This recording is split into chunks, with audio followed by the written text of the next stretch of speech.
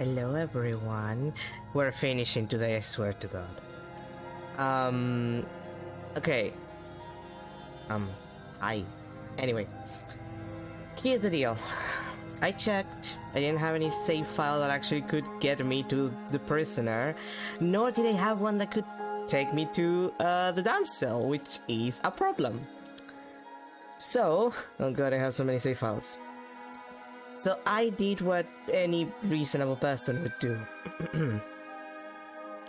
I made a save file that took us to the prisoner.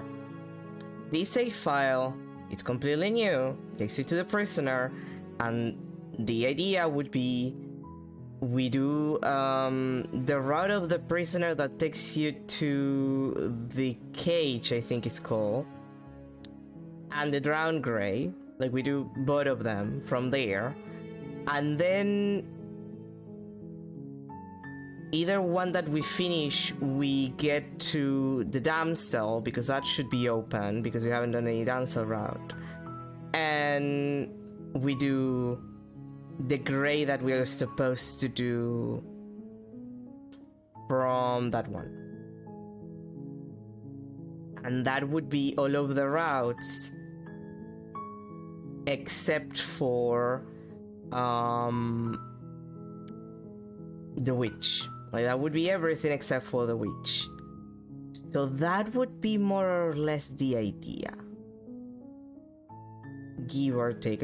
Let me just get my guide, because I don't have it on, so I can check which, like, that takes you to the prisoner. Once we're at the prisoner, please. That's for saving the princess, which we did. Like, we did the prisoner saving. I think it was the first route that we may have done. And then there's the cage, okay. And then the gray just killing her. Okay. So you can make a save, like, in between while we're making the cage.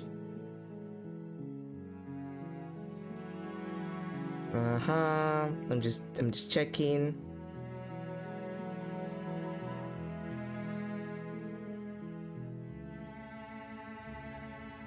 Okay.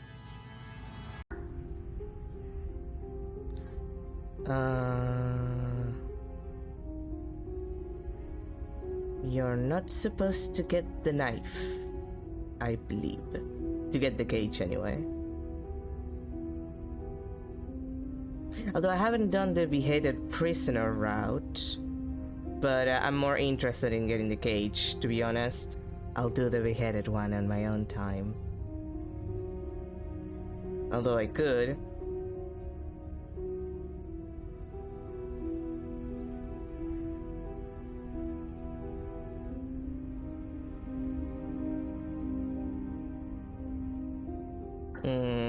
You know, let's do the beheaded prisoner. Like, we can do that. I don't think you're supposed to take the blade.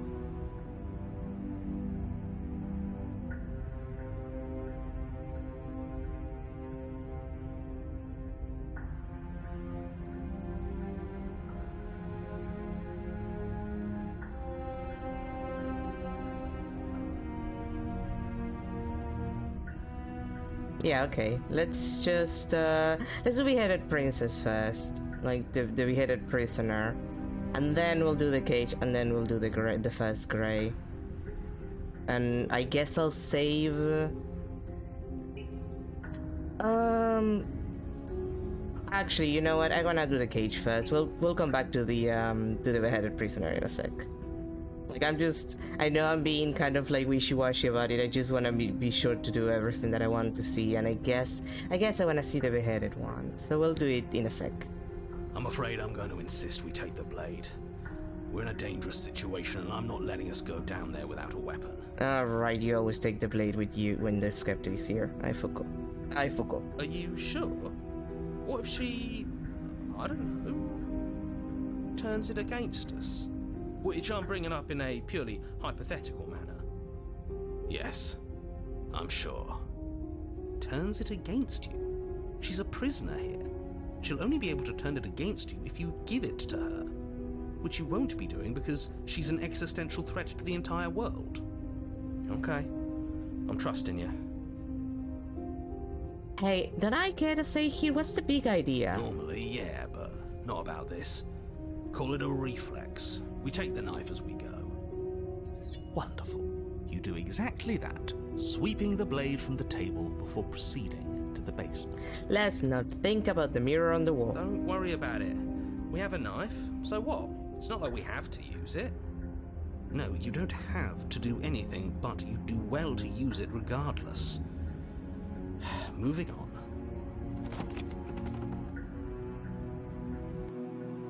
The door to the basement creaks open, revealing an old stone staircase. A few sputtering torches attempt to vaguely illuminate your path, dancing across glimmering patches of slimy moss on the stone steps. If the princess lives here, slaying her would probably be doing her a favor. Her voice, harsh but controlled, carries up the stairs. Is that a visitor I hear? Please, come downstairs. It's been a while since I've had company. I wonder what visitors she could be referring to. Are we not the first? You walk down the stairs and lock eyes with the princess. She looks up at you, the heavy collar around her neck clanking loudly as she moves. The chains binding both her wrists to the far wall, joining the metallic chorus as she adjusts her hands in her lap. Should we be worried about the one around her neck? Why would you be worried about her restraints? If anything, they'll make your job easier. Have you noticed the empty chain on the wall? Odd that in a place where everything seems to serve a distinct purpose, there would be something so obviously useless. What an interesting development. Why don't you have a seat? The two of us should chat before you bury that thing in my heart. Okay, this is a place. Let's see. If I want the beheaded prisoner, yeah. Let the cage.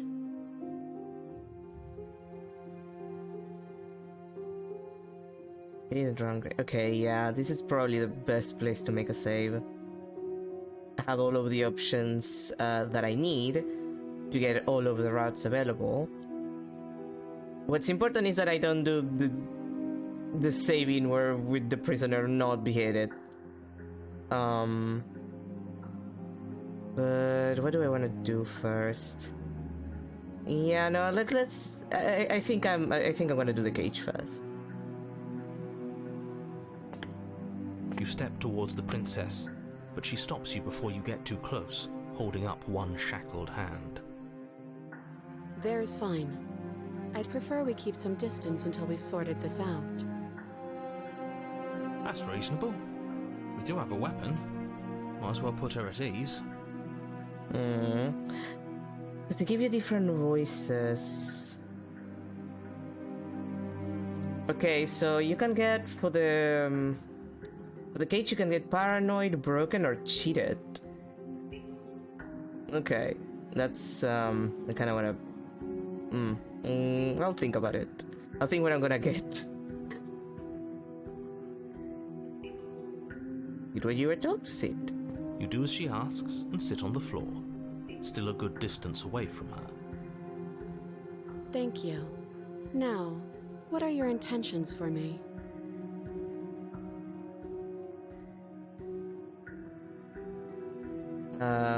Deja Juice, I've been here before. What happened after this? You're a chain on the wall. Who is it for? What will you want me to do? I think I'm just going to leave you here, actually. You're not much of a threat to anyone locked up like that. Bye! What do you mean my intentions? Like, you know? Yes, your intentions. You have a knife. What are you going to do with it? Why are you here? There isn't a keyhole in these shackles, so I'm afraid my only way out is surgical removal. Is she forgetting about the shackle on her neck? No, she's not. Or does she think she'd survive a beheading? You're right. Maybe she's delusional. All the more reason not to trust her. Unless she really could survive. Though I suppose you could just be here to kill me. But I don't think that's in either of our best interests. Not if I want the route that I want. I've been here before. Am I the only one who remembers that? Just so we're clear on that. Oh? Are we acknowledging that? I thought we weren't going to give away the game. But yeah, I remember. Well, that's good. That's useful. So you've already been here.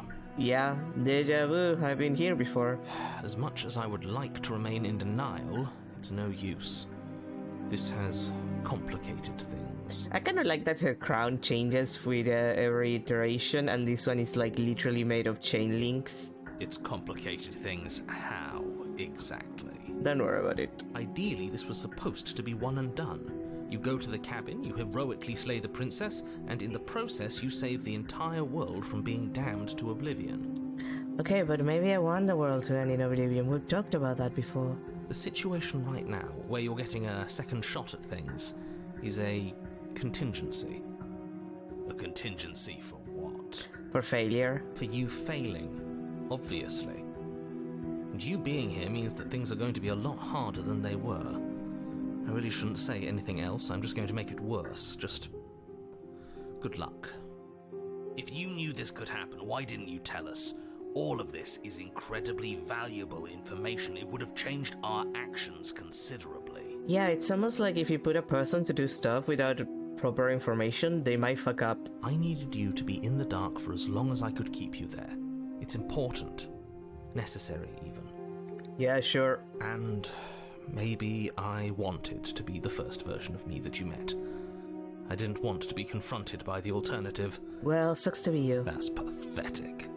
I never said I wasn't. I get it. It would be pretty upsetting, wouldn't it? To know that you might not be the first version of yourself. At least we can remember what happened before. Seems like we should count ourselves lucky for that. Exactly, he gets it. You're lucky, so don't waste that luck by messing it up again. Alright? Moving on. Why is it important for us to be ignorant? How is it ever helpful to be in the dark? Don't worry about it. The more I say, the more your mind will swim into dangerous waters. Even saying that is too much. Dangerous water. She's a drawn grey if we kill her. Your success hinges on you having imperfect information. For the sake of the entire world, you need to accept that. I won't. Yeah, agreed. Just give it a rest. This isn't helping. Focus. This is a serious situation. You shouldn't be daydreaming. I just have a lot of voices in my head. So what would you want me to do? Let me borrow that knife. Don't worry, you'll get it back. That's ominous. But she seems confident. Whatever it is she has planned, I think she knows what she's doing. Oh please, she's just putting on an act to disarm you. That much should be obvious. In case you need to hear a voice of reason, it would obviously be unwise to give away your only weapon. Though if she isn't bluffing, whatever she has planned might be for her benefit alone. There's no guarantee that what's good for her is good for us. So, what should we do? I don't know. I'm just spelling out our options, listing the pros and cons. Then let me help you. I'll start with the cons. If you're handing her your weapon, the cons are that she might use it to escape and end the entire world. And she might use it to kill you. Nice. That doesn't sound great. What about the pros? There are none. The pros are that we can't trust him, possibly even more than we can't trust her. And whatever she has planned could do something to mess with what he has planned. Or maybe they're both screwing us over in their own ways.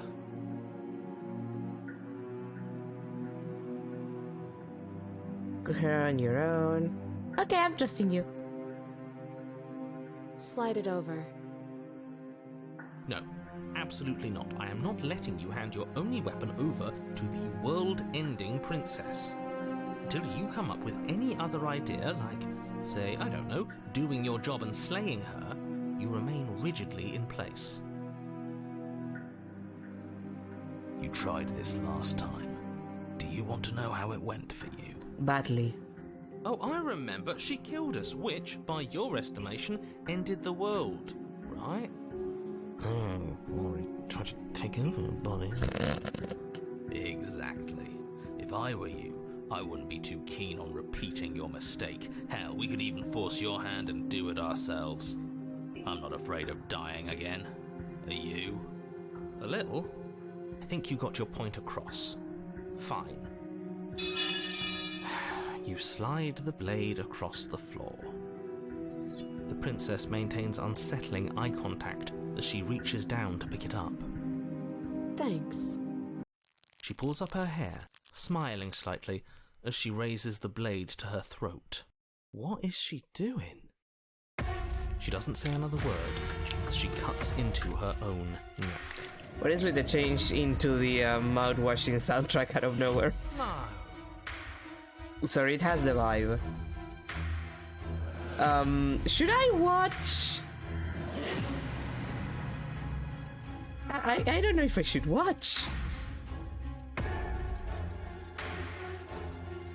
It could be either, actually. Okay, I'm just gonna watch in uneasy silence for the CGs. Her eyes stare forward, unblinking, as she soars through skin, veins, cartilage. At last she reaches bone, the blade grinding audibly against her vertebra as it continues to slice its way through her neck. We're doing this for the CGs. I'll be damned. She's actually doing your job for you. Why would she do that? Huh. So that's her play. Killing herself?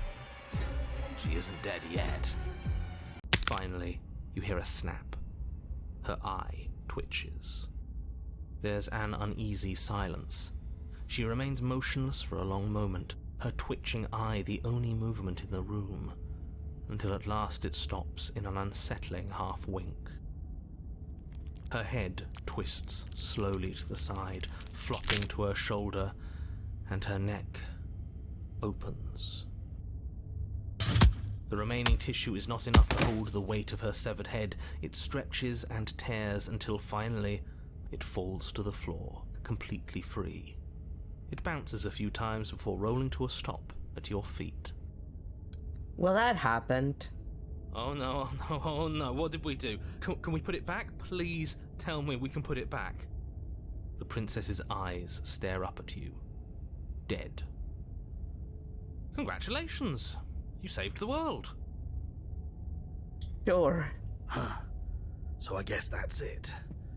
What a way to go. But she is gone, isn't she?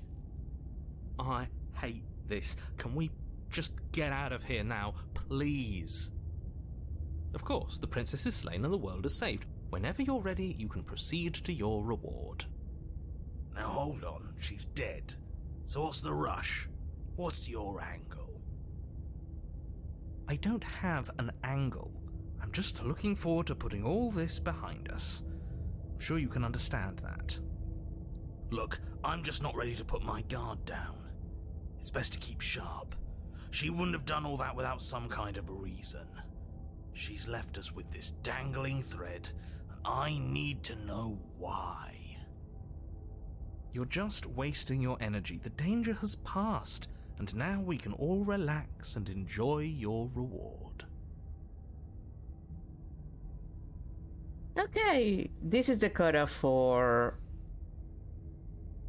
either getting the cage or just ending the little loop here. So for now, we're just gonna get the cage, then we'll go back, and then we'll go back further back. And we'll get the drowned Grey. And then we'll grab one of, like, I'll make a save, considering this is a completely new playthrough that I had to do. I'll do a save on one of the endings, and then we'll restart to get to the damsel. And then we'll do the burning Grey. And then we'll finally finish the witch routes that we have yet to touch. So let's ignore the decapitated head of the princess for now. Fine. But if we're leaving, then we're taking the blade. I feel exposed without it. I mean, you're always exposed. We're naked. With your work done, you remove the blade from the princess's corpse and make your way back upstairs, closing the door to the basement behind you. You can think of it as sealing yourself off from an unpleasant chapter of your life. It's all uphill from here. Is it though? The windows. Do you see that? We used to be able to see the outside world from up here, but now it's just empty. That's bad. The door. Check the door.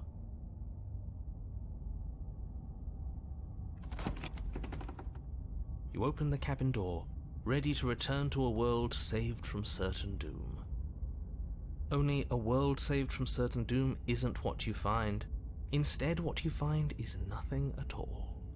Where a lush forest stood mere minutes ago, the only thing in front of you now is the vast emptiness of some place far away. I'm stabbing the nothingness. You don't have to act surprised. We could see this vast emptiness through the windows. But if everything's gone, does that mean we're not gonna get our reward? This is your reward. An eternity of bliss, if you'll have it. And I suggest that you have it.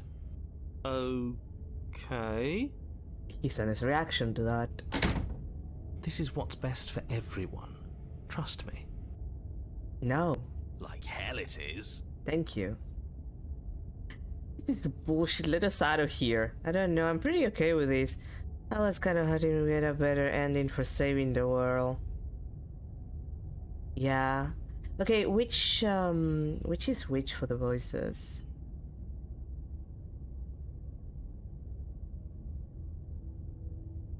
Okay, that's for the broken. And that's for the cheated. What do I want? Paranoid, broken, or cheated? I mean, I like paranoid and cheated. They're both fun. I think I'm gonna do whichever lies not the broken. Like, I like the broken, but he's so heavy. Yeah, I was hoping we'd get something better. This isn't an ending. In fact, now that the princess has been slain, endings are a thing of the past. No, this is the beginning of eternity.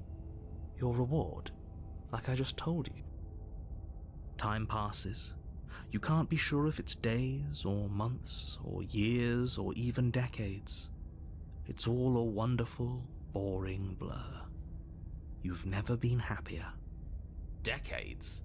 No, it can't be decades. We can't go along with this. We can't let him win.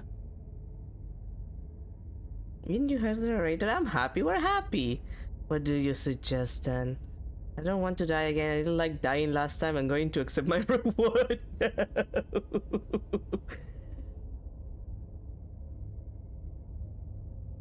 I don't know. I'm pretty happy. I'm gonna accept my reward now. Yeah. What did you suggest then? We still have a blade. Let's use it on ourselves and start over. He's suggesting you kill yourself. You shouldn't kill yourself when you have an eternity of bliss right in front of you. I mean, is this really bliss? There's no internet, there's not even books, there's no food. I feel like we got a bad deal for this shit, if you ask me. I don't know, I'm pretty happy. I'm going to accept my reward now. That's great. Congratulations. You've earned it.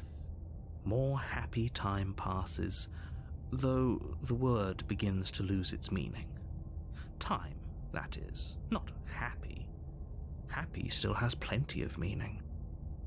He's just saying things. The voice's protestations fall on deaf ears. Eventually you pass into a blissful state of pure existence. Though words like eventually and pass ceased to have any meaning to you long before that shift, you simply exist. Happy. Forever. This sucks. Oh. No, you stop that. Stop all this nonsense. You really don't want to be happy, do you? Oh, you actually get an achievement for having a voice. Right, because you only... Okay, that ending, we haven't got it yet, technically, the achievement, and we didn't do it on our first run.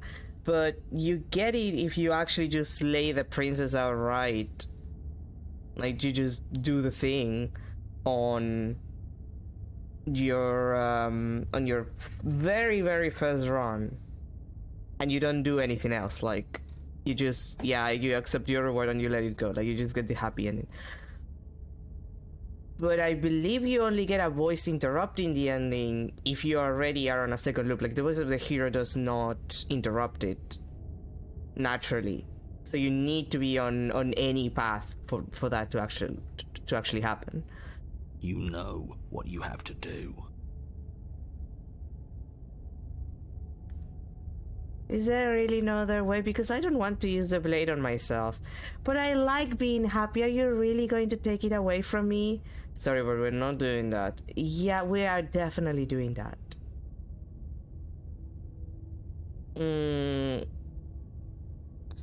I could get paranoid if I just slay myself.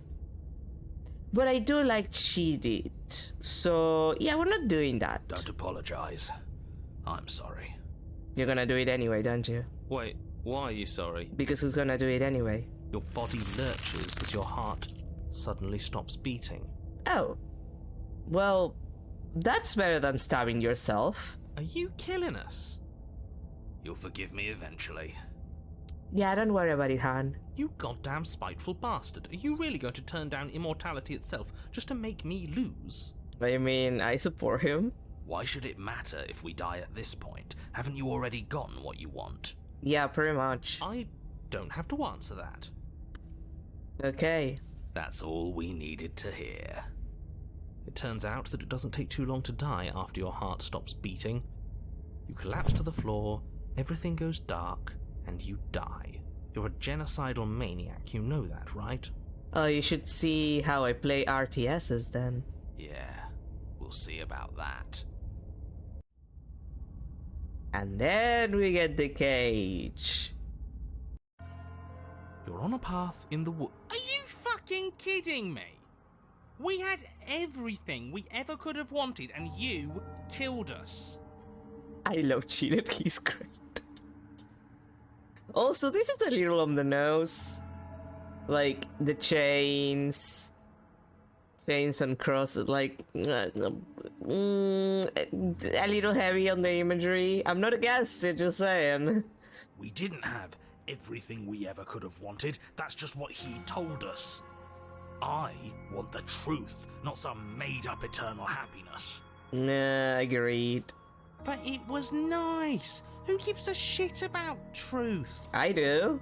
I do. He said we were happy, but what does happiness like that even mean? It was just another prison. And this isn't. There are chains everywhere. That just means we're on the right track, you numbskull.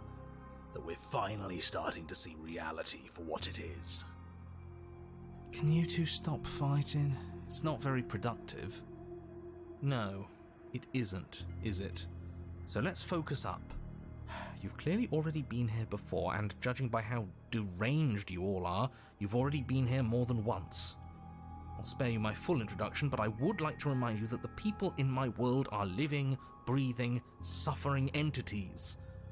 Not pawns for you to sacrifice in pursuit of some vague truth. Should we talk about how we still have the blade? We've never started with the blade before. She died last time, and the way you decided to thank us was locking us away in a happiness void forever. Are you sure we even need to slay her? She cut her own head off last time.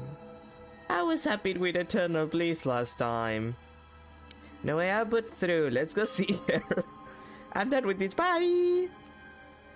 Yeah, we should talk about the fact that we started with the blade. Huh.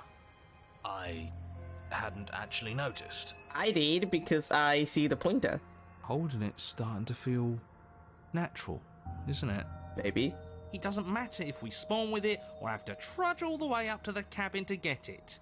It's not even a blade, really. It's just a dinky little knife. The real threat here can kill us without it anyway. I didn't kill us without reason. Well, you still killed us. This is strange. You're not supposed to start with the blade. It says right here that you're supposed to find it at the cabin. Oh well, I suppose that doesn't make much sense anyway. It's better if you start with a weapon, so this is probably for the best.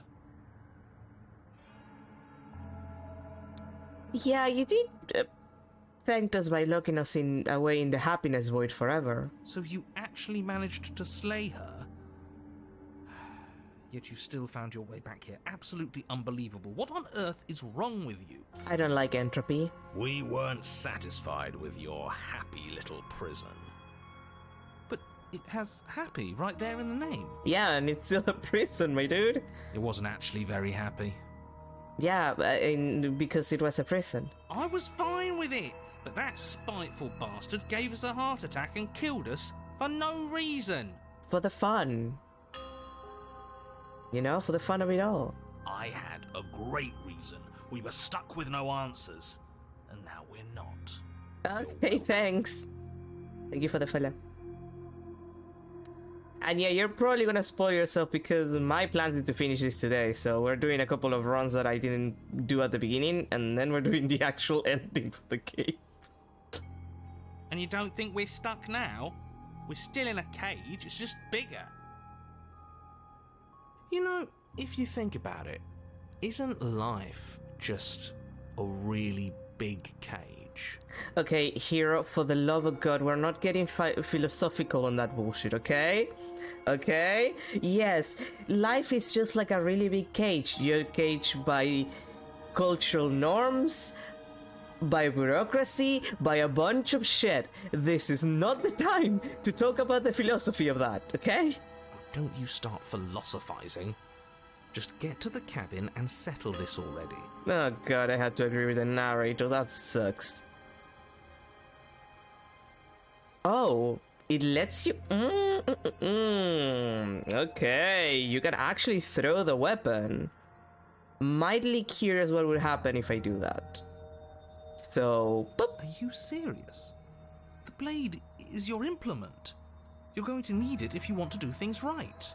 Yeah, congrats. I don't want to do things right. I want to do things stupid. You know what? Yeah, screw this. We won't play along with any of you.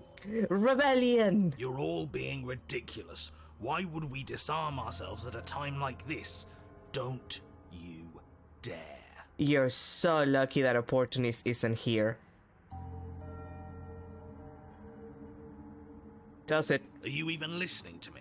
Does my opinion count for nothing? We're never getting out of here if you don't listen. I'm intervening. We're not tossing the blade. Yes, we are. I'm in charge, and I say we're tossing the blade. You had your chance last time, and we all saw how that worked for us. Fine, have it your way, I'll keep it. No. Without another word, you foolishly hurl your only chance at victory far off into the woods, never to be seen again. Yay! Never to be seen again. All we did was toss it into the woods. There's nothing stopping us from picking it back up. Yes. Oh, but there is something stopping you from picking it back up. The fact that you already made your decision.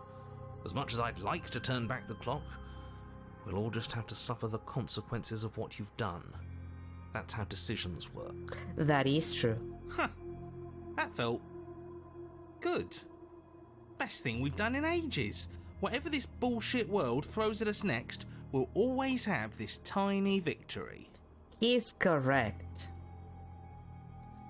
No way out but through. Let's go see her. You stand at the edge of a cliff. An abyss yawns beneath you, empty and endless. The only path forward, a rusted metal bridge. The cabin looms on its far side. I think you already know what waits for you within. This is a little... Like, this feels like the final area on an RPG, you know what I mean? I don't know why oh, I know what it reminds me of. Final Fantasy VIII. The very end dungeon. Like, the entrance to it is like this, this bridge, and it has all of those chains, holding onto it on the sides. Memory serves me right, it's been a while since I played Final Fantasy VIII. But yeah, it kind of has, it's giving off Ultimecia's castle entrance vibes right now. Great. A creaky old bridge and a bottomless ravine. Because getting to the cabin was too easy last time. I wonder what other sick jokes are waiting for us. Maybe that ravine doesn't even go anywhere. It'd be par for the course if we slipped and wound up falling forever. If you keep complaining, I will literally throw our body into the ravine. Just to check what the fuck happens there. There's nothing to find out here. Time to check in with the missus. Yay! I'm going to pretend you didn't just call her that. But she is the missus. I mean, if we're not calling her princess, what else are we gonna call her? I guess ma'am, but she looks a bit too young to be a ma'am. Every surface of the cabin is draped in chains, the air filled with the mock birdsong of metallic clinks. Where there should be walls, you can see only endless ropes of metal, with hooks dangling from their ends. A fitting cage for a monster destined to end the world. This is a little dramatic. There's nothing for you to do but step forward into the basement. You already foolishly threw away your weapon, but still, your objective awaits. Look, if I actually have to kill her, I can just, like, I don't know, asphyxiate her. Well, no, technically it wouldn't be asphyxiation. I can choke her. Like, with the chains. I wrap them around her neck and I choke her, and that's it. Like, there are solutions to this problem that doesn't require the blade. And how are we supposed to get to the basement? I don't see a way down. All I see is a mirror. Yeah, right, there's the mirror also. I forgot about it for a second. What mirror? There is no mirror. The only thing of note here is the door to the basement. Yeah, but there's a mirror. Oh, don't you lie to us. We can trust our eyes, and I am not going to stand around arguing over a stupid mirror. I'm not going to waste time arguing with you. Just get to the basement, okay? The door's on the other side of the room. Then, I guess there's nowhere for us to go but forward. Approach the mirror. Step out onto the floor. Or what should have been a floor. Should have been? I mean, it is very, chain-like.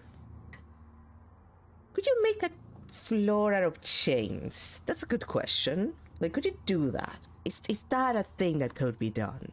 I suppose. Like, you can cover a floor with chains, but can you make a floor out of chains? Like, can you put chains, like, beside and on top of each other to such a degree, like, that they will actually hold the weight of a person? These are the kind of stupid questions I ask. Yes, unfortunately. You realise too late that there is no floor beneath the metal. Oh. There is only a loose web of chains suspended over some unseen space. An unseen space that you are now rapidly plummeting through. So this route doesn't even let you check the mirror. That's... Was it because I didn't check the mirror before on the first loop, on the first part of the loop, like with the prisoner? Oh, now this is just absolute bullshit. Can't even walk across a room now without being plunged into an abyss. It's fine. You're too emotional, it makes us sloppy. We have to focus on details right now, and we can't focus on details if you're raging about every little thing that happens. Are we supposed to focus on details while we're falling into a bottomless pit? Yes. Don't be ridiculous, it obviously has a bottom. Your fall is suddenly, painfully halted as rusty chains pull taut against your skin, their hooks digging into your muscle. You find yourself suspended in what appears to be a vast, dark space, the glinting of yet more chains merely hinting at its full dimensions.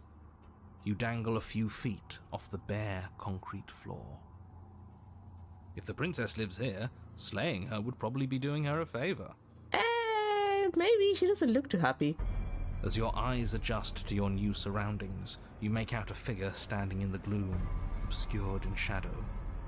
She watches you with the stillness of the grave.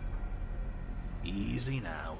We don't know what sort of situation we're dealing with. We should let her make the first move. Let observation give us an advantage. Hello? Are you mad at me? So you can come back too. Look, I'm sorry about what happened last time. I'm supposed to be sorry, right? Why the hell did you cut your head off? Yeah, maybe let's wait for her to do the first move this time. Actually, I'm gonna save. I'll save here, considering our plans, it should be fine. The princess takes a slow step forward. As she does so, the heavy chains shift, tightening and tearing at your flesh, your joints screaming in agony as the rusted hooks dig deeper. Stars dance in your eyes as the chain wrapped around your neck threatens to choke you. Well, this is not gonna be a pretty way to die. As your vision comes back into focus, your eyes fall on the body of the princess, finally emerged from the shadows. Oh.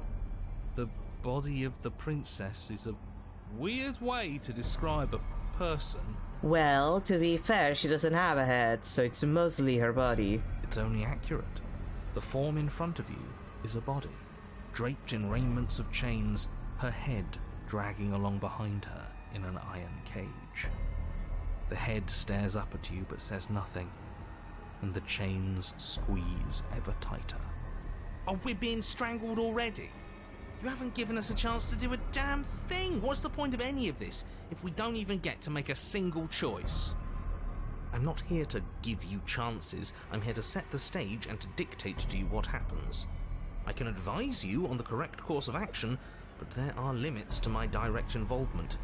The choices, if that's what you like to call them, have always been yours. Oh, come on, that's not really true. A riddle while we're dying, isn't that just like you? Now to figure out what exactly you mean by choices. Not that we have a lot when we're, in this position. Oh, for the love of stop thinking and do something! What is your problem with me? I only ever tried to help you. Let me down, killing me isn't going to fix anything. Look, I didn't even bring a knife, I just wanted to talk to you. What happened to you? You cut off your own head off, you cut your own head off last time. You can't be mad at me about that. Yeah, what happened to you? Nothing happened. I think I've always been like this. Outside of everything. A helpless observer to the things that are done to me. Oh.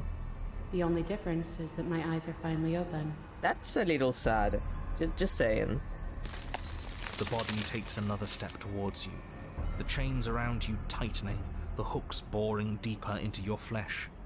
They constrict dangerously around your throat. You find it harder to breathe. I don't think she's happy you're here. But what do I know? I'm just a set of eyes and ears. I don't make choices. At least not any that matter. Oh, well, isn't that just convenient? It makes sense to me. She's a severed head. What control could she possibly have over her body? There's no connections, no nerves. So bodies can work on their own. You know, I wouldn't mind that, actually. Maybe when the chain pops our useless head off, we'll get to run around without it. This was all doomed from the start, wasn't it? No, this is your fault. I haven't done anything to you except give you my weapon twice. Are you talking about your body as if it's a separate person? It's you. What do you mean? You're just a watcher. You cut your own head off last time. You made that decision. You made choices and you've never stopped. You're choosing violence right now. Yeah, no, you made the decision to cut your own head. What's the point of making a choice if it all ends the same way? I'm still stuck, and you're just as stuck as I am. Everything we witness is just another shade of the same endless cycle. I wake up in chains. The body steps forward. Your bindings tighten again. You come to me, knife in hand. That's not right. We didn't bring the knife. Yeah, is that right? I bring the knife. I bring you the knife. Where do you think it is? There's no grand scheme guiding us along a predetermined path. We're both agents of chaos who make our own choices, and this time I chose to talk to you, unarmed. Your pattern's broken. I'm unarmed. Yeah, let's try to reason with her. But that's not right. That's not the reality I've been looking at. But I don't have a knife. You shouldn't have been able to do that. But I did. The body marching towards you comes to a lurching stop. Huh. She stopped. What is that supposed to mean? Are you listening to me, ma'am? Body of the ma'am? You've been the one listening to me. You made yourself stuff, and now you can decide to finally let me down. What do you actually want? The only way we can get out of here is if you drop your guard, just like I did. Think you know what it's supposed to mean. Well, are you ready to talk?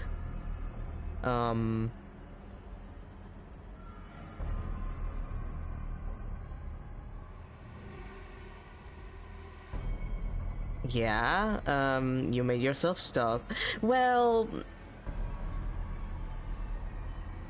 Yeah, you made yourself stuff, girl.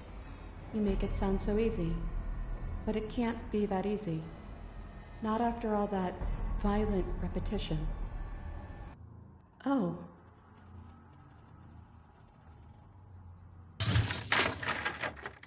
Suddenly, the chains loosen, the hooks sliding from your skin. You come crashing to the floor, and as the chains rain down around you, her body falls too. Nice. The room settles into comforting silence. No more rattling of chains, no more slow, deliberate footsteps from the princess's body, only the soft click of the latch as it opens the door of the cage. So that's really all it took? Sometimes it's that easy. The truth was right there the whole time. We just needed to believe we were better than this. I feel like a fool, really. But it's always the most complicated problems that tend to have the simplest solutions. That is absolutely not how this works. Shut up, narrator. Looks like we've seen through your lies at last, Mr. the Narrator. If that even is your real name. I love that. It's not Mr. Narrator, it's Mr. the Narrator. Oh, shut up. We got lucky. And you especially got lucky. Both of you talk too much. Give her a chance to say what she wants to say. I'm sick of treating this like some puzzle or bullshit game. I mean, to be fair, this is kind of like a bullshit game and also kind of a puzzle game. The puzzle of not dying to the princess. I want you to take me out of this place. That's all I've ever wanted. The princess's body doesn't stand, instead holding the cage aloft, beckoning you to come near.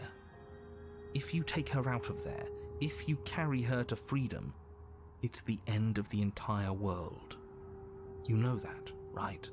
Yeah, and I don't give a shit. Fine by me. This world is bullshit anyways. The rest of us will find one that's better. Besides, we already made our choice, all the way back in the woods. Nothing you can do about it now. I suppose not. You know, I think a part of me always knew this was doomed from the start. I'm narrating on borrowed time, aren't I? But even if I'm doomed to go, I might as well make sure you have a proper ending. Go on then. Take the princess from her cage. You cautiously approach the kneeling body and extend your hand, bruised and bleeding from the trials that brought you to this point. Sorry, I hit my mic accidentally. It's very close to me right now. Oopsie. And then you take her from her prison. She looks up at you, and for the first time since you laid eyes on her, she smiles warmly. Aww. I have no idea how we're supposed to leave. But the body points, and you follow its finger to a lone chain dangling from the doorway that sits far, far above you. Are we supposed to climb up while holding her? I'll pull us out of here, if you just hold on. I'm game. So am I. Then get on with it. They hollow the chain. You wrap your hand in the chain, holding tight as it starts to move and holding the princess close to you. Together, you rise out of the pit. I'm sorry if I made this harder than it had to be. Oh no, don't worry about it. It was my responsibility. I'm the one who wanted to do this route. You glance back towards the princess's body, doing its part as it hoists you up. It grows smaller and smaller, slowly disappearing back into the shadows of the basement. No, that's not right. There shouldn't be an F. I'm sorry. I made this harder than it had to be. I mean, yes, but also I chose to go this route. It's okay. Maybe she has a point, in a way. Our bodies don't matter. We're almost there. You can smell the night air. That bit of light feels like it's mocking us. At any moment, she could just drop the whole thing and send us crashing down. Can you not be like this, cheated? I like you, but please. I don't think that's gonna happen, mate. It'll be par for the course. And then the chain stops its ascent, depositing you safely in the cabin doorway. I guess you never closed it behind you.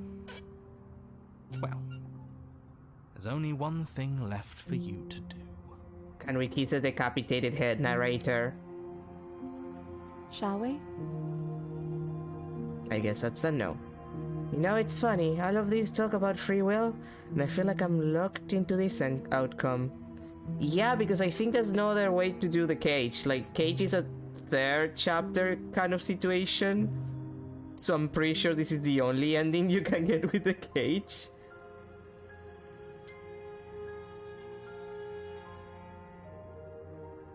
I mean, I think that you can kill her, but like, why would you do that? Like, why would you kill her in this situation? Like, why? Let's just step into our freedom. And so you step into a world ended by your hand. What a travesty. Goodbye. It's been... No. Awful? Is he still there? No, he's not. I think he's gone. He's very gone. We did it! That wasn't so bad.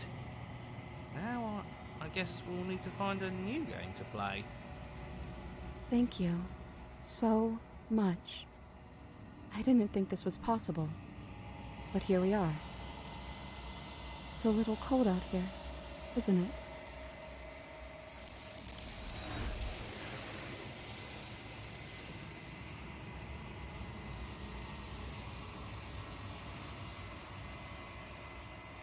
You do not get the chance to respond. Something has ripped her from you, and it's left something else in her place. She's gone. Where did she go? Should we try and find her? Allegory of the Cage. That's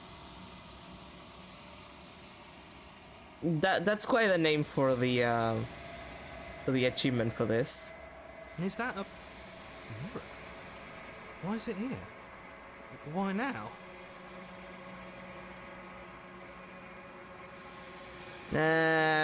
We've already seen this before. Let's just approach the mirror. I'm begging you, don't do this. Yeah, it's gonna be fine. Ignore him. You approach the mirror. This doesn't feel right. It feels different. Final. You're right. Part of me wants the truth, but something stronger is holding me back. Fear. It's going to do something to us. I can feel it. The voices feel small, distant as you approach. Silence as you reach forward. They're gone, but the mirror remains. It's time for you to see what's in it. It's you. You're all alone in a place that is empty. It is quiet here. Proceed to the cabin. You're at the cabin. Approach the princess. Something finds me in the long quiet and brings me the gift of a fragile vessel.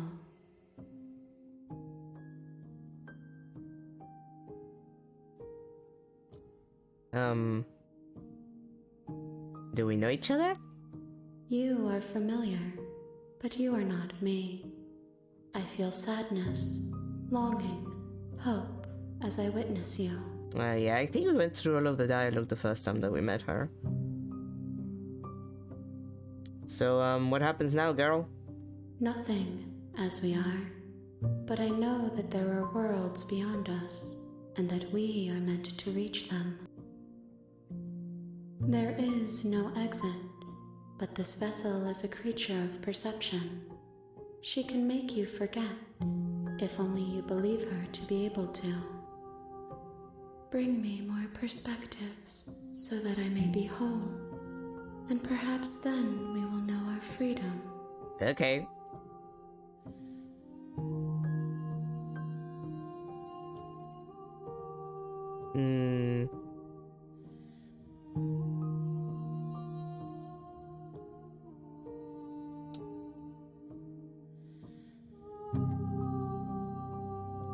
You're not gonna give me the option to actually ask you what you think of this vessel?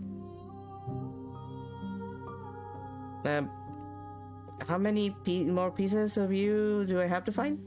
More than you have found, but less than there are to find. I am infinite. The rest will find their own way home.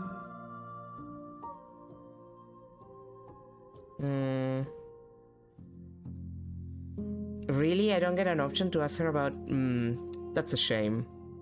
She asks that I tell you to remember her. You won't. Everything goes dark, and you die. An open heart or a watchful one? You're on a path in the woods. Yeah, I know the path is a princess, I know. We're gonna do the damsel here.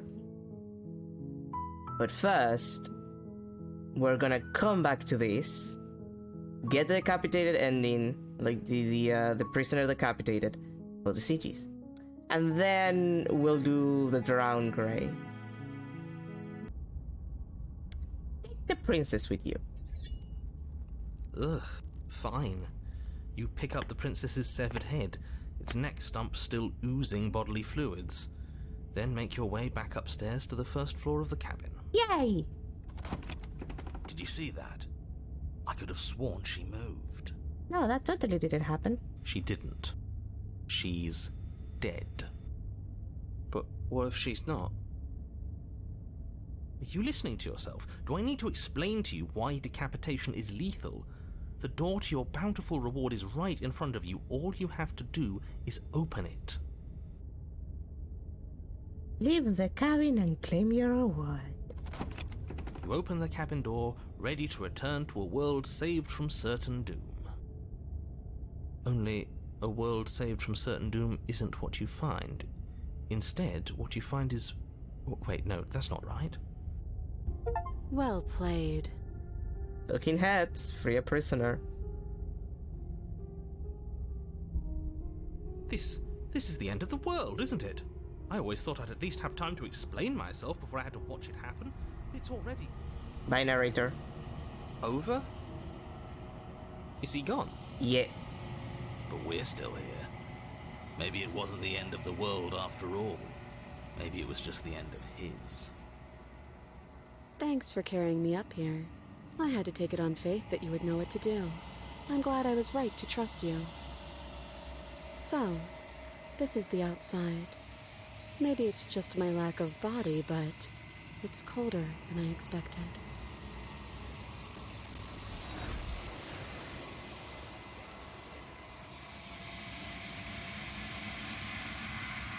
You didn't get a chance to respond. Something has taken her away and has left something else in her place. She's gone. Where did she go? Should we try and find her? Actually, now that I think about it, can't I go back to the damsel with the other safe house that I have? No, wait, I couldn't because I had the resist option out. I already got damsel, yeah, I have to do it from... Wait, no, but I got the damsel trying to get the prisoner before. Well, it'll take me 2 seconds, you can try it. Is that a... Why is it here? Why now? Approach the I'm mirror. begging you, don't do this. It's gonna be fine. You approach the mirror. This doesn't feel right. It feels different. Final. You're right. Part of me wants the truth, but something stronger is holding me back. Fear. Gaze into your reflection. Look, it's me. I'm so handsome. Proceed to the cabin. Oh. Something finds me in the long quiet and brings me the gift of a fragile vessel.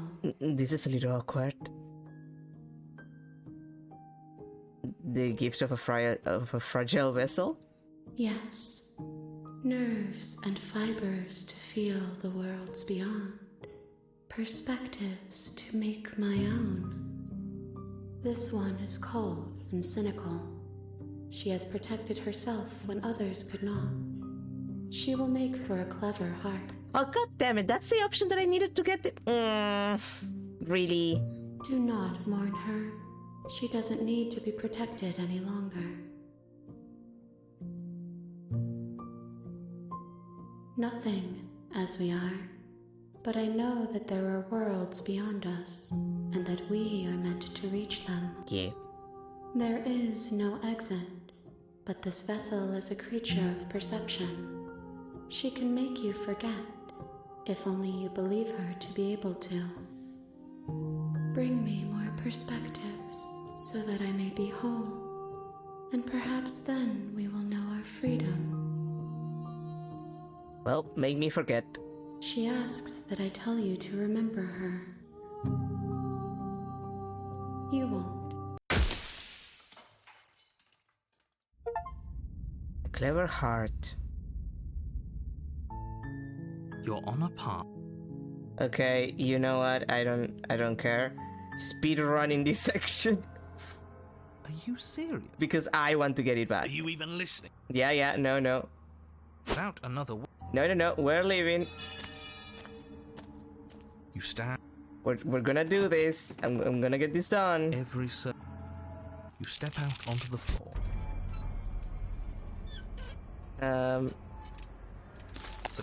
Okay. That was the one that I grabbed.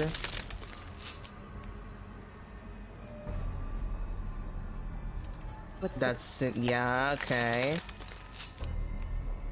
But that's not right. Yeah, okay. That's not the reality I've been looking at. You make it sound... Okay. You caught. Yeah, take hold of the You chain. wrap your hand. Look, I just want to get the dialogue, okay? And so, Okay, we do I'm that. begging you. We approach the mirror. Like, I just want to get the... I just want to get the dialogue for the vessel. Like, that's what I want. I sincerely just want to see that.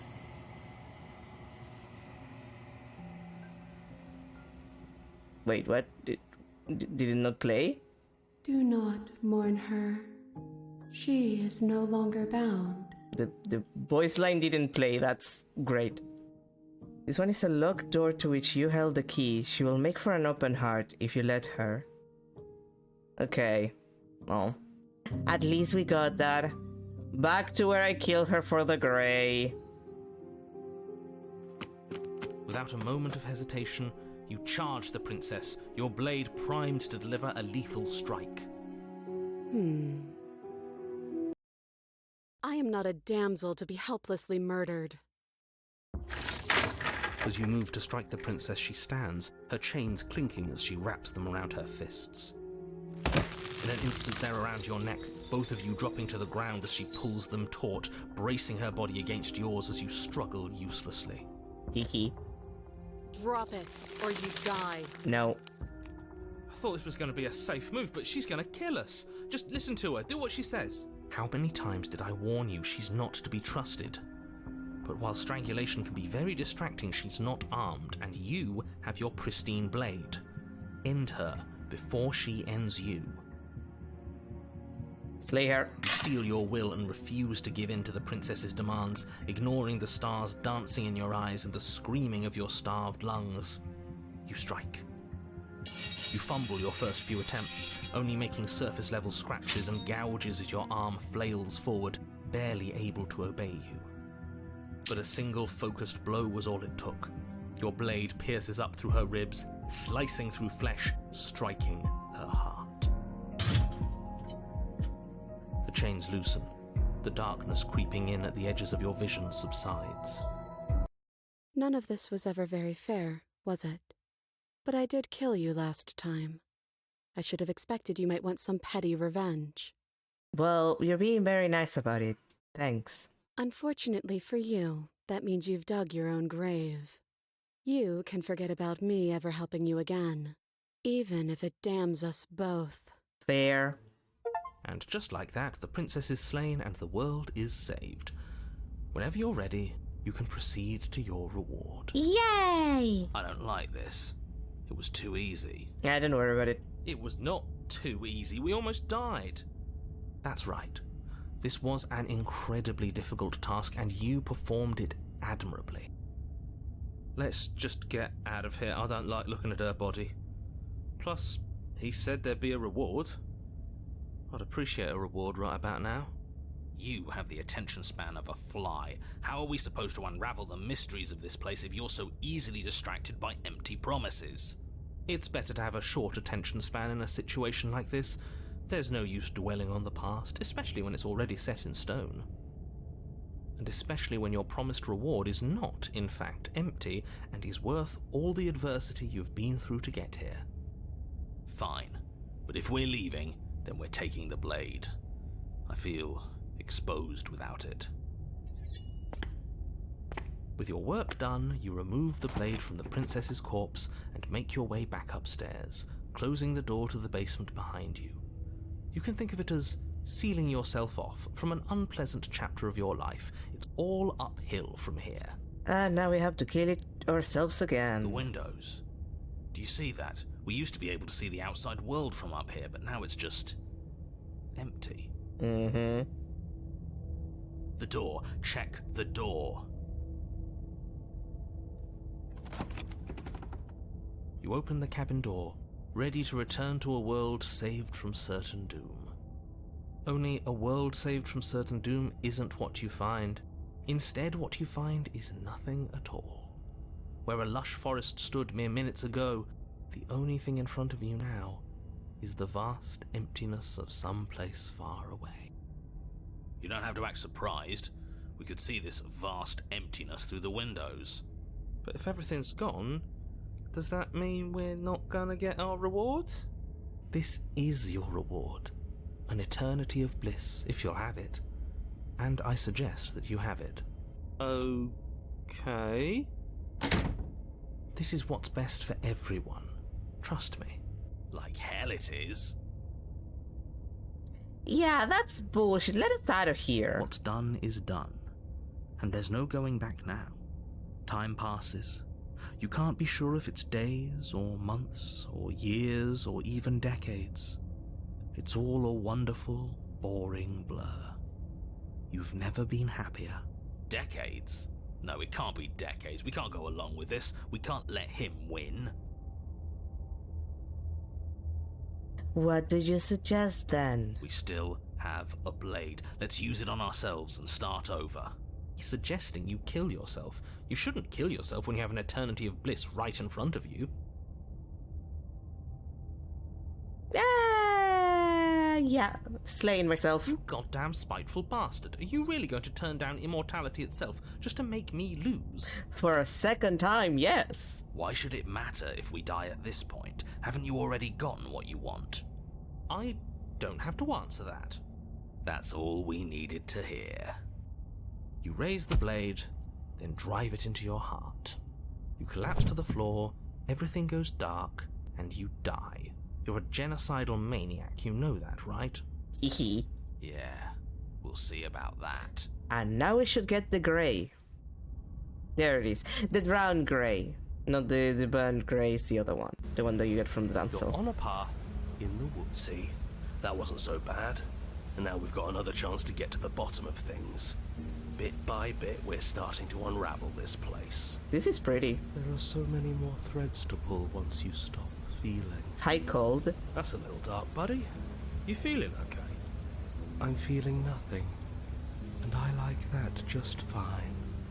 So you've been here before. Of course you've been here before. What count is it this time? 2? It's our third. What gave it away? Your open discussions.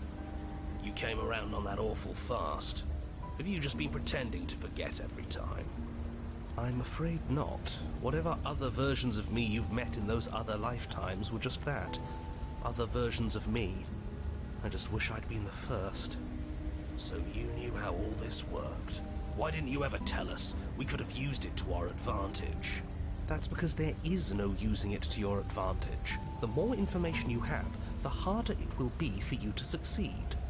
It's not like it was that difficult to slay her last time. She may have put up a fight, but her flesh is still softer than our blade. And now she's dead, and I doubt she'll be able to do much of anything from the grave. You already slew her, and you survived. And then we kill ourselves, yeah. Yes. Then why, pray tell, are you here? Because... Oh, I know that one. We killed ourselves. Why? Because you thought trying to stuff us away in a corner for eternity was a suitable reward. Was it not? What better reward is there than eternal bliss? You should have been happy. We were bored. There were still answers that we needed to find. It was actually working. And you killed yourself. I can't believe it. You ruined everything. I'm known to do that, thanks. How does us dying ruin everything? What aren't you telling us? The world doesn't stay saved if you die. And if the world isn't saved, then that means she is dead. It's raining. It wasn't raining last time, or the time before that. The whole path is different. I haven't talked enough about how different this place is. It wasn't different last time. Or if we don't go to the cabin. I'm done with this, bye! Yeah, let's talk about the fact that it's raining. Yes, things are different, aren't they? If this isn't the same path in the woods you're used to, that means that her influence is already spreading and you're running out of time. Her influence? What's that supposed to mean? It means exactly what I said. Don't overthink it, or you run the risk of making your task so much more difficult than it has to be. And what is that supposed to mean? Forget I said anything. I've probably already made things worse, and I need to stop talking about this now before I definitely make things worse. Oh, come on, tell us your secrets. Haven't we been through enough? Don't we deserve to know? No. Is there a reason it would be raining? If there is, it doesn't matter. If a bit of rain is the best her influence can conjure, then we have nothing to worry about. A drenched corpse is still a corpse. You say that, but...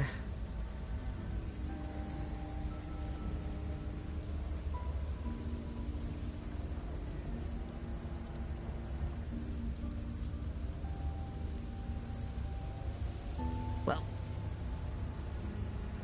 What happens is we don't go to the cabin. She'll find a way out eventually and the world will still end. The only way this resolves is if you find her and slay her before that happens. We already know he wants us to slay her. Anything he says is tainted by his motivations. Turn around and leave, go to the cabin. I'm fine with either. So long as we don't just do the same thing again.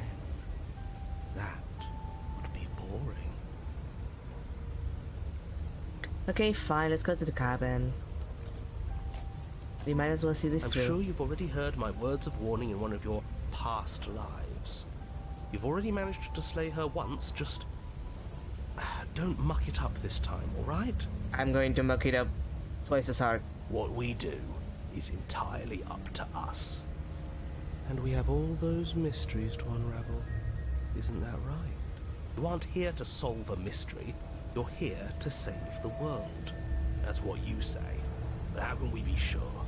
We can't be sure of anything except what's right in front of us. Okay, but we should care about the fate of the world. Why? Because we should. I don't know. It's important. Is it? Yes. I think. For all we know, the world you're talking about isn't even real. Of course it's real. Where do you think you are? Somewhere else? Maybe we are. This is horribly unproductive. The cabin and your extremely important destiny await. Proceeding to the cabin. As soon as you enter the cabin, you're struck by an overwhelming scent of decay, of mold and death and stagnant water. The once stately wooden building is bloated, its beams dripping with a black ooze of putrefaction, all but the exterior stone walls warped beyond recognition. It must have been beautiful once, but in its ruin, it is beyond repulsive. But you're not alone. You can feel something watching you. There is a figure faintly outlined against the rotting wood of the wall.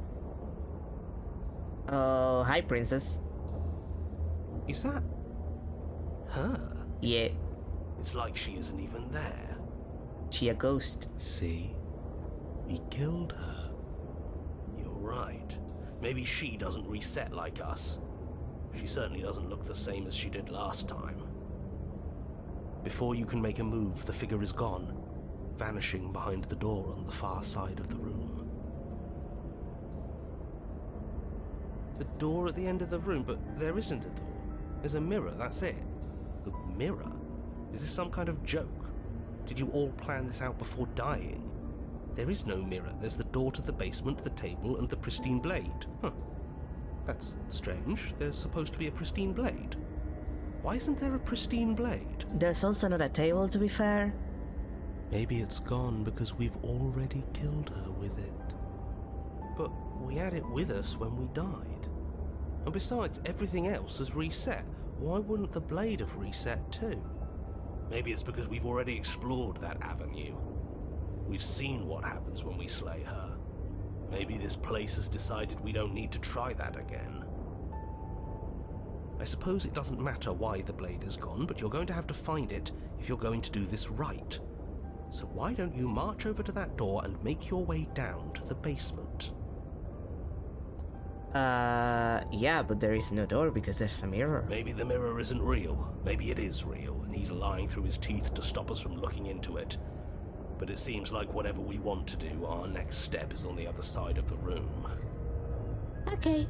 You're clearly hallucinating, but I'd rather not get into it with you right now. The door to the basement is on the far side of the room, whether you can see it or not. Approach the mirror. You make your way to the door at the end of the room, stopping just in front of it. You must think you're looking at that mirror you mentioned earlier, the one that doesn't exist. Just reach forward and open the door. It's so hazy. We should try and clean it off. You reach forward and place your hand on the door to the basement. The handle is just a little to your right, and a little down. Yeah, we can see it now. So much for our reflection. We didn't need to see ourselves anyway. I'm much more interested in seeing other things. Gold, why do you sound like a pervert when you talk like that? No way left to go but down. That's what she said. The door to the basement groans open. The air is foul and wet, so thick that you can almost feel it settle onto your skin in layers of grime. The The stairs are coated with slimy algae, the wood rotted through in places, reeking of fetid vegetation. A wispy figure watches you from the bottom of the stairs, face veiled in shadows, legs submerged up to her shins in dark waters. There she is again. Barely. She's just an old memory. Your eyes lock for a brief moment, then she vanishes around the corner. I'm sorry about last time, are we good? Is anyone there? I think we have a lot to talk about. I don't have a weapon, there wasn't anything except for me when I got here. Are we good? You receive no response. Do you think she's upset with us? I don't like being here unarmed after what happened last time. I feel so exposed. She doesn't seem fully there. I'm not sure she's even capable of being upset. She's a ghost. The one thing that ghosts are known for is being upset. You aren't helping. Are you scared of a little ghost? What's she going to do? Look at us until we feel bad? She can look all she wants. It won't do anything. Proceed down the stairs. As you descend the final step, the form of the princess comes into view. A bloated body floating face down in slowly rising waters. Her wrist still bound to the wall by a heavy chain. Freaky. This cell is a dark and isolated place, with not so much as a window to allow starlight to penetrate the gloom. See? She's dead. She's not just dead. It looks like she's been rotting. So killing her does stick. Mostly. But if she's dead, then what are we supposed to do? She isn't dead. You clearly just believe she is. Her corpse is floating right in front of us. You can stop it with the mind games. If she's dead, then do we even have to do anything? How can she be a threat to the world like this? Your thoughts are cut short by the sound of a slamming door and a clicking lock. Well, we're fucked. You turn to see the shade of the princess staring down at you from the top of the stairs. God damn it, I So hit my mic. that's where the blade is. It's already in her heart. And yet she isn't dead. Sorry about that, I hit my mic again. She is dead. Have you never heard of a ghost before? Yeah, you have a ghost of a chance. Oh, for the love of... Can we not waste time arguing over the semantics of what is and isn't dead? She is clearly conscious. She clearly just slammed the door on you, and she clearly has a weapon. Your pristine blade sticking out of her chest. This is extremely bad. Catastrophic, even. Yeah, it's gonna be fine. Yeah, dead or not, what are we supposed to do about her? Slaying, or destroying, if we want to be a little more death-neutral, seems off the table. Yeah, this is tricky. But let's talk to her. See what kind of information she has that we don't. But she hasn't said anything. Are you sure she can talk like this? Bold of you to come back here after what you did. She's upsetty. Why did you close the door? Let me out, are you trying to kill me? What's wrong with you? I don't want this. Only kill you after you kill me first. We're even now, we don't need to do this again. Please, I'm begging you, I'll do anything. Just don't let me drown. Is it about last time? I'm sorry. Now can you let me out? Rush for the blade, rush to the door. Yeah, we're even now. But she doesn't answer your question. All she does is watch you in shadowed silence. Do you hear that trickling sound? The water's rising, isn't it? Yep. It is, and it's rising fast. Oh, that's interesting. We've never drowned before. I wonder how it'll feel. Bad. I've been there. It feels bad. Water in your lungs? Bad. It's not a good feeling. Bad, I bet. Yeah, exactly. I don't think dying ever feels good. Yes, how astute. Dying is bad and you should avoid it. How about you stop trying to talk to her and do something instead?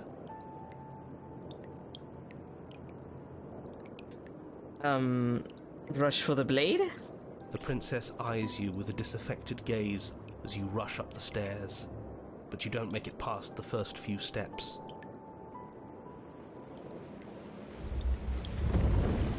The door bursts open, a powerful wave of water crashing down towards you. You're swept up in the flood. Your head slams into the basement wall. You come to a moment later, suspended in darkness, disorientated, only aware of the surface of the water and the emptiness above. And of course, the princess, hovering above you, watching in silence as you struggle to stay afloat in the icy depths. There's no way out. It's so dark and cold, I think our limbs are slowing down. How much longer can we do this? Just keep breathing, we'll figure this out. I don't think we're gonna figure this out. Or we won't. It doesn't matter either way. But you don't have time to figure anything out. Something cold and clammy wraps around your ankle. You're dragged under, only able to take one last hopeful gulp of air before your head is plunged into the freezing depths. As you sink below the surface, you see it. Or rather, you see her. The body you found floating when you first arrived, its hand is locked around your ankle, the heavy chains pulling you both down into the unfeeling, suffocating nothingness. I get it. We shouldn't have killed her. Just get it away from us, please. The past is the past. There's no changing it. There's nothing to fix. And there's not a lot we can do about the present either. Not unless we think, like we should have been doing all along. But there is no thinking as you drown. You desperately try to pull yourself back to the surface again, and again, and again. Your icy limbs flailing desperately against the grip of her rotting corpse. And all the while her ghastly figure stares down at you, expressionless, as unfeeling as the weight around your ankle. Your lungs filled with water, the same your mind filled with blood. In the end, we're not so different.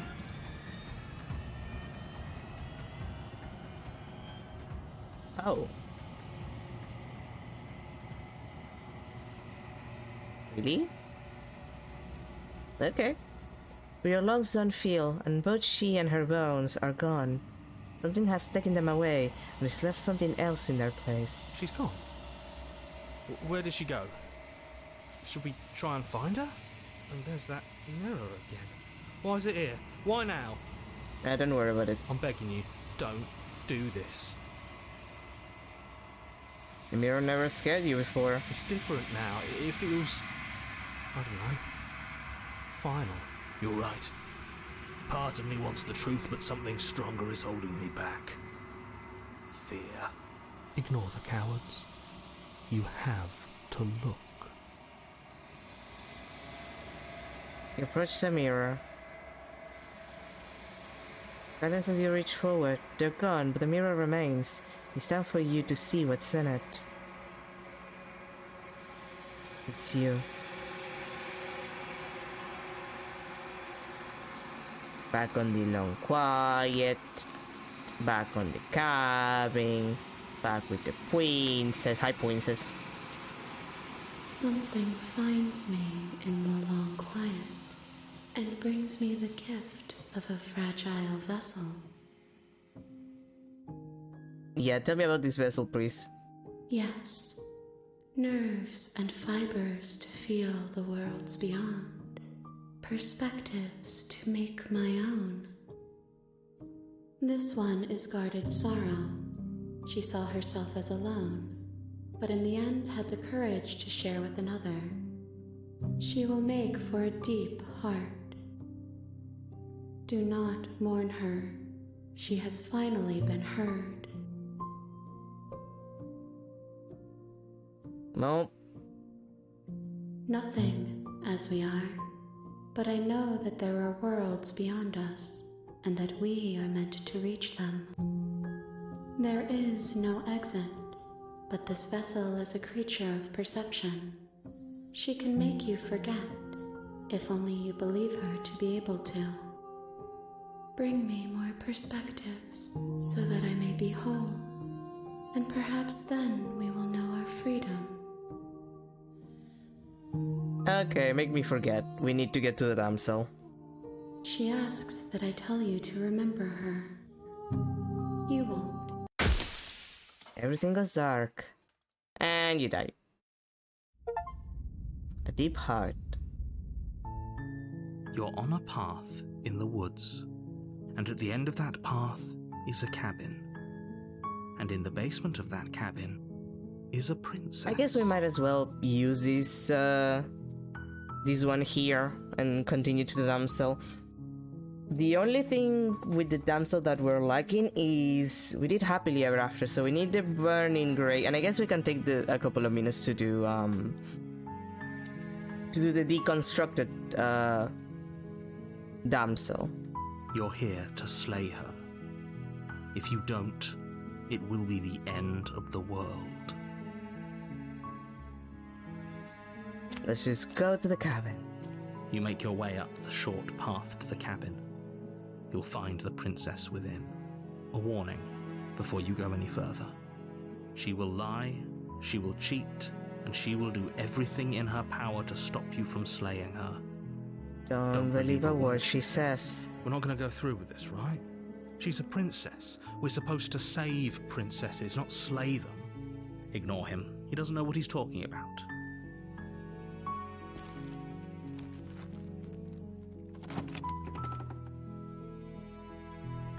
The interior of the cabin is almost entirely bare. The air is stale and musty, and the floor and walls are painted in a fine layer of dust.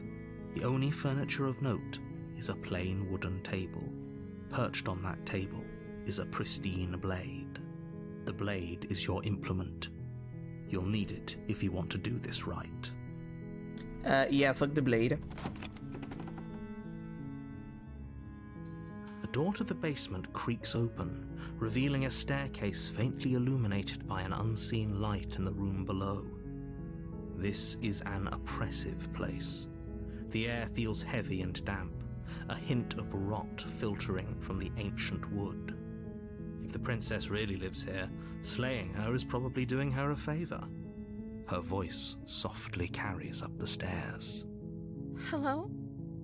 Is someone there? It's hypnotizing. It's the kind of voice you only have to hear once to remember it for the rest of your life. Don't let it fool you. It's all part of the manipulation. You're playing a dangerous game by coming here unarmed. I'm here to save you. How many times do I have to tell you how dangerous letting her out of here would be before it finally sinks in? I don't care.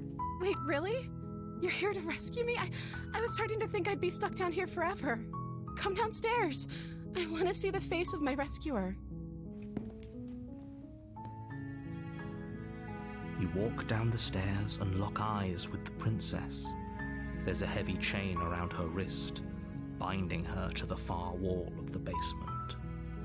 She's beautiful. How could someone like this be a threat to anyone? I am begging you to stay focused. There's a lot riding on you here. Hi. I can't believe you're here. I've been waiting for something like this to happen forever. I hope you brought something to deal with these chains. Don't do it. If she gets out of those chains, we're all one step closer to the end. Should have narrator.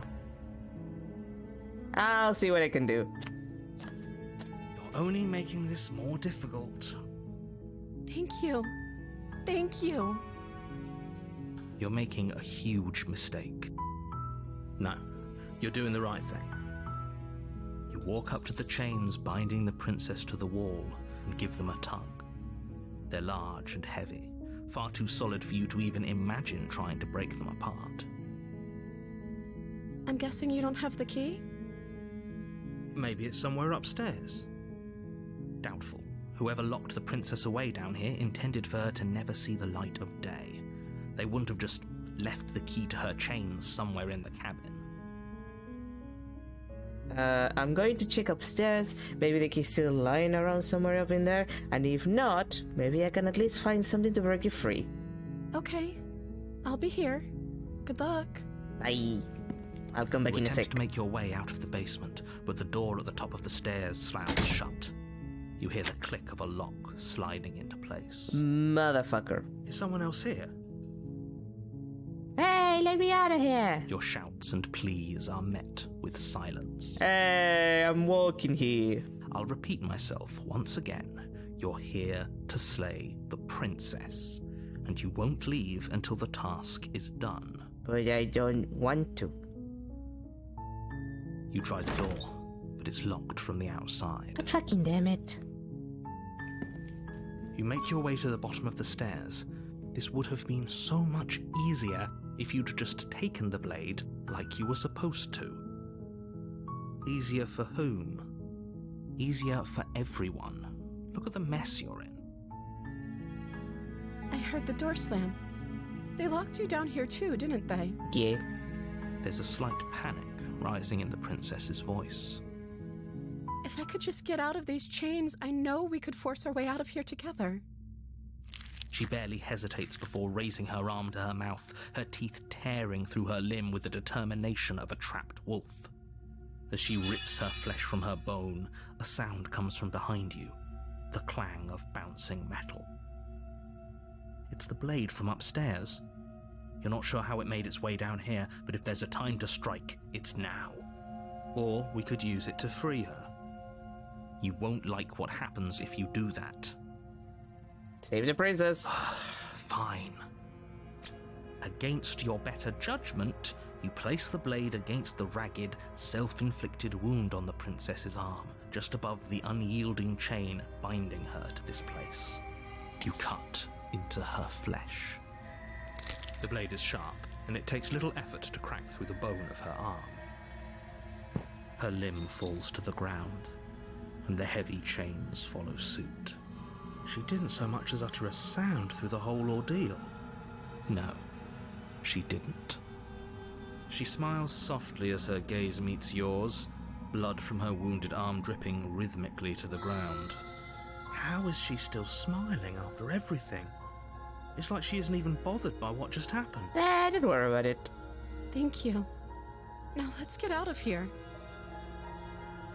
Approach the locked door. No, we won't have any of that. The stakes are too high. You can't just let her escape into the world. No, I can't just let her escape into the world.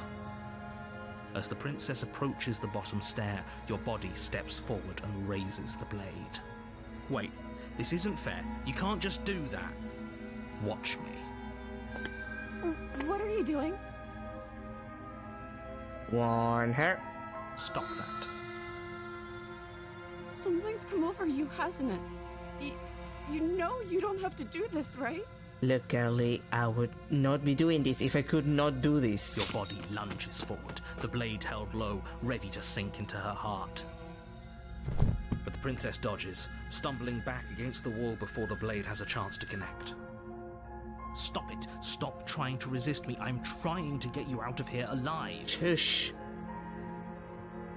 Resist. The blade. Move the blade. No. As your body remains frozen in stubborn resistance, the princess takes a cautious step forward. We both know this isn't you. She nervously reaches towards you and takes the blade from your infuriatingly rigid hands. What are you doing? I'm sorry. I'll try to be quick. She plunges it into your chest, tearing through flesh and sinew. It is agony. But you aren't dead yet. Oh no, I'm so sorry. Stay strong. We can tough it out until it's done. For her sake. For her sake? Don't you start pretending that dying a painful death is some sort of heroic gesture. The two of you have literally doomed everyone. It's fine. Whatever. She sinks the blade into your chest again and again and again, and you feel every inch of burning pain that slices its way into your body. I'm sorry. Ah, she's cute. She doesn't know how to use a knife, does she? Clearly. Apparently not. Though it doesn't matter how sloppy her blade work is, does it? A stab wound is still a stab wound, and it won't be long before you bleed out. I'm so sorry. With one last thrust of the knife, your legs give out beneath you. You collapse to the floor, your blood pooling around you, your limbs unresponsive. The princess stares down at your ruined chest as tears carve rivulets of pink down her blood-spattered cheeks. Well, It can't just end like this, right? Oh, that's rich coming from you. As much as I prefer for things to have gone differently, I can't deny the reality of what's happened. The two of you made your choice. It's over. Everything goes dark, and you die. okay. Back to the damsel. You're on a path in the woods, and at the end of that path is a cabin. And in the basement of that cabin is a princess.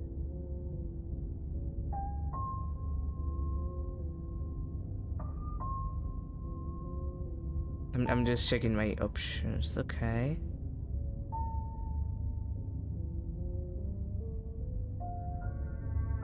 You're here to slay her. If you don't, it will be the end of the world. I think we can do the constructed damsel first. Deja vu. I know I've been here before, but whatever. A warning before you go any further. She will lie, she will cheat, and she will do everything in her power to stop you from slaying her. Don't believe a word she says. If only you knew what you did to us, you villain. Excuse me? Forget he said anything. But he is a villain.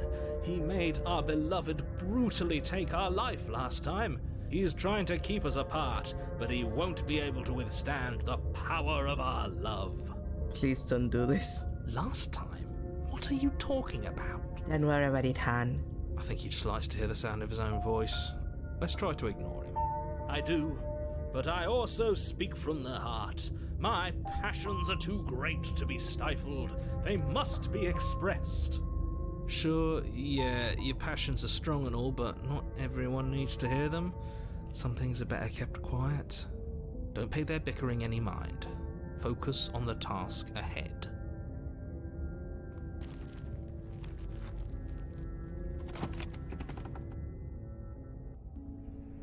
The interior of the cabin is clean and elegant, its stone walls draped in fine-threaded tapestries, a prison befitting a royal prisoner. The only furniture of note is an ornate wooden table with a pristine blade perched on its edge. The blade is your implement. You'll need it if you want to do this right. Okay, let's save here. Am I... yeah, no, I'll save here. I might want a save later, to be fair, but it'll be fine. The door to the basement creaks open, revealing an intricate stairwell. Gold-trimmed carpet glimmers in the light of the torches positioned along the walls. The basement almost seems welcoming in the dim firelight. But it's still a stone basement.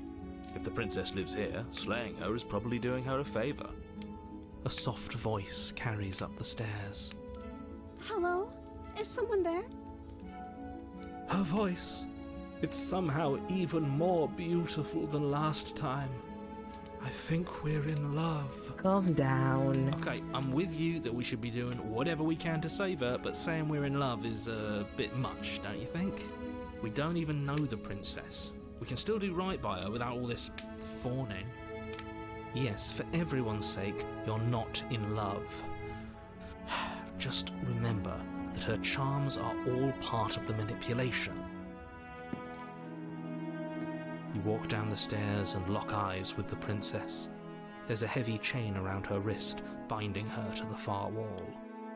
My love, we're here to rescue you from your unjust and foul imprisonment. You know she can't hear you, right? She may not be able to hear my words, but surely she can hear my spirit. I want someone to put the smitten out of his misery. Oh, your spirit's plenty loud, all right. I'll do it myself, even. It's you, my dashing hero. I was so worried you wouldn't come back. Did you hear that? She said we're dashing. And she called us a hero.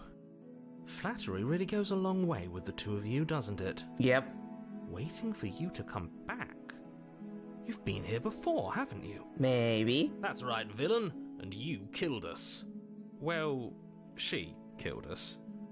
Only because he made us try and kill her. It was self-defense. Our beloved's hands remain unstained by cruelty.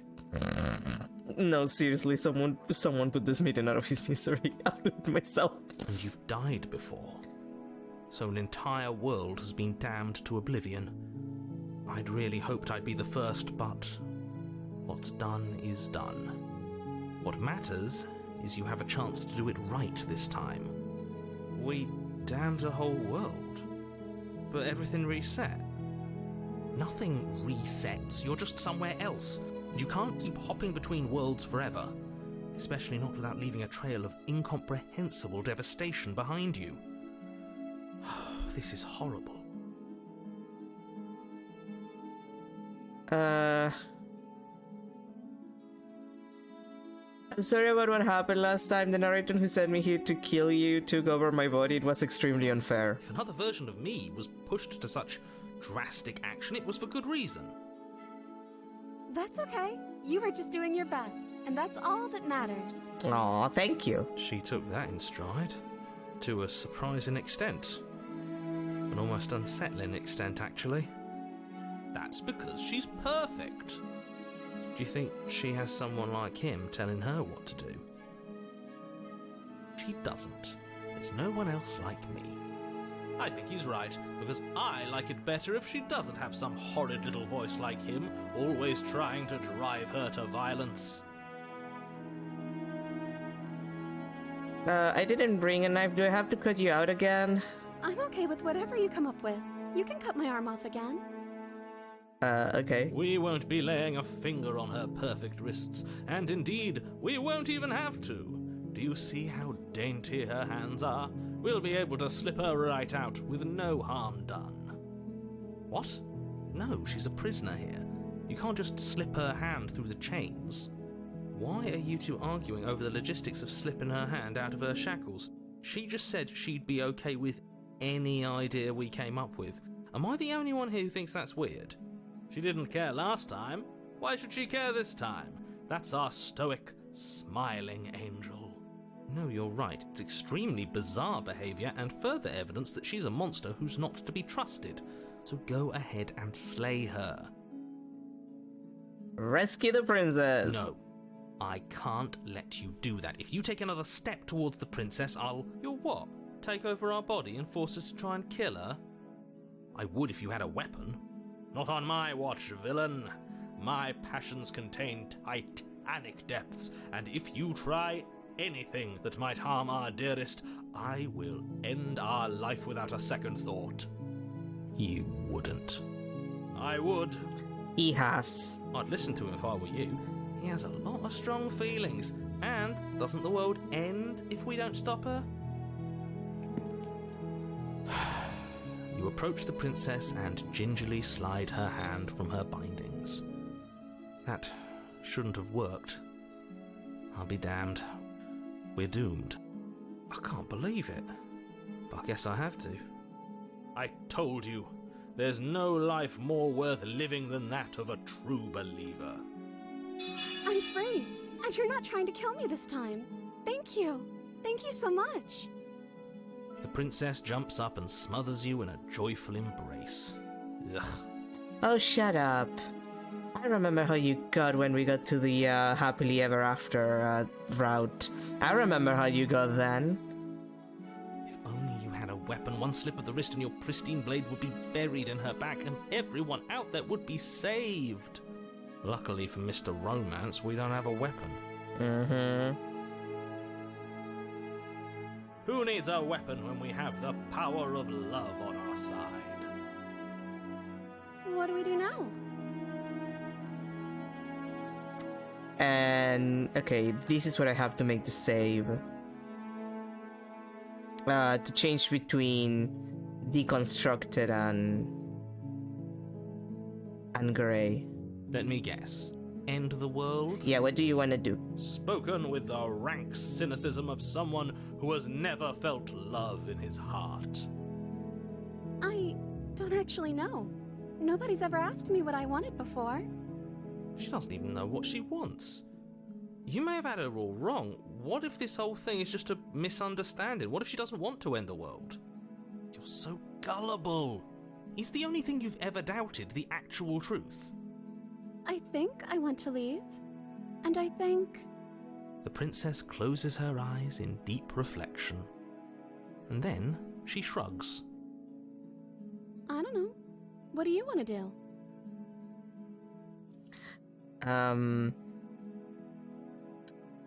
Wait a second.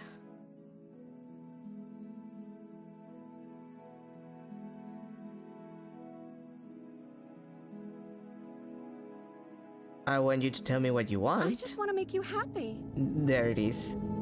She can't just want to make us happy. It makes sense to me. That's all I want for her, so of course she'd want the same for us. There must be something you want. I just want to make you happy. God, the ice. Is she broken? What's going on is she's lying to you, Look at them. only she isn't a good liar. Are you starting to trust me now? I clicked a little too fast. God, I wish you could, like, replay the voice lines. In case you click too fast or something.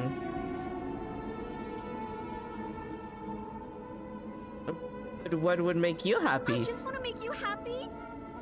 Oh. This isn't right. I don't know what's going on, but this isn't right. I fail to see the problem here. She's just sweet on us. You don't have to act like it's a big deal. Okay, clearly something is happening here and I'm very scared. What if we just don't do anything? What if we just stay here, nobody gets hurt, and we just figured out a way to be happy together? You have to want something more than just making me happy.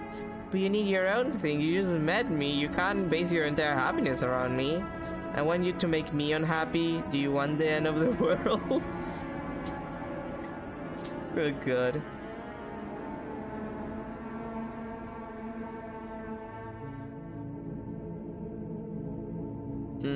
Well, you have to want something more than just making me happy. Okay, I'll find something else to want if that makes you happy. Is it just me, or does it feel like we're alone right now? Like we're the only ones here?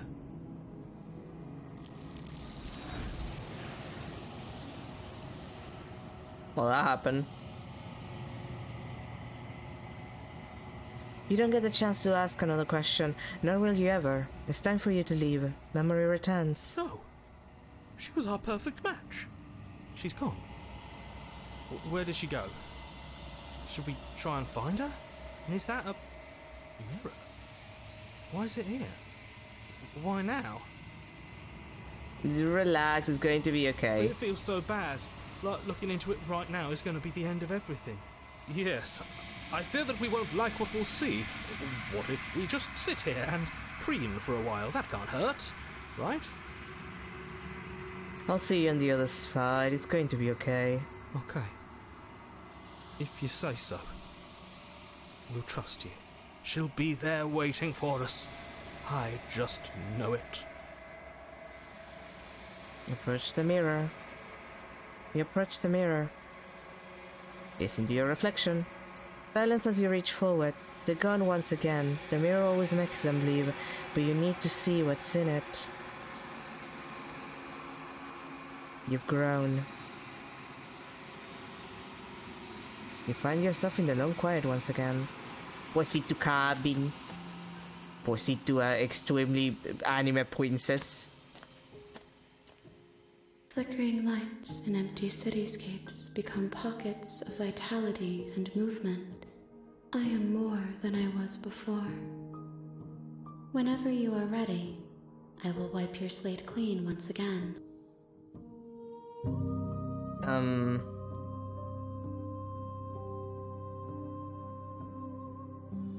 Yeah, thoughts on this vessel? This one is a reflecting pool of desire unfulfilled. She will make for a pliant heart. Do not mourn her. She has served her purpose. Well, I'm ready to go back. I will long for your return, but it will give me time to reflect on what I am. We will meet again. Everything goes dark, and you die. A pliable heart. Bring the deconstructed damsel to her. You're on a path. Yeah, I'm on a pad on the wood. We need to load. We leave, and then we have our whole lives to figure out what we want to do next. That sounds perfect. Yay! The princess takes your hand, the last hopes of the entire world slipping through your fingers as they intertwine with hers. We have each other. We don't need the world for our happy ending. Yay! I like to think that you do, actually. Shut up. Look, I have my doubts, but the choice has been made and this is happening. You don't have to mope about it. I will mope about it, because moping is the only recourse you love-blind fools have left me with. You and the princess walk up the stairs hand in hand. Ugh, look at the way she's smiling at you. She doesn't have to be so happy about this. And what happens after we walk up the stairs? Let's see. Oh, isn't that interesting? The door slams in your face and the lock clicks. That's a familiar move. Did I do that last time? Then you should know that you won't be able to leave. Oh no! Did someone lock us in here? That's not fair. We're supposed to leave now. She's right. It isn't fair. But the unfairnesses of the world are no match for the strength of true love. Enough with this true love nonsense. You just met her. Of course you wouldn't understand. Our passions run deeper than anything you will ever know. Are you listening to this? You don't have to go along with the every whim of that delusional voice. I'm just along for the ride at this point. Do you think you can open it? Well, I don't know. Do you think I can?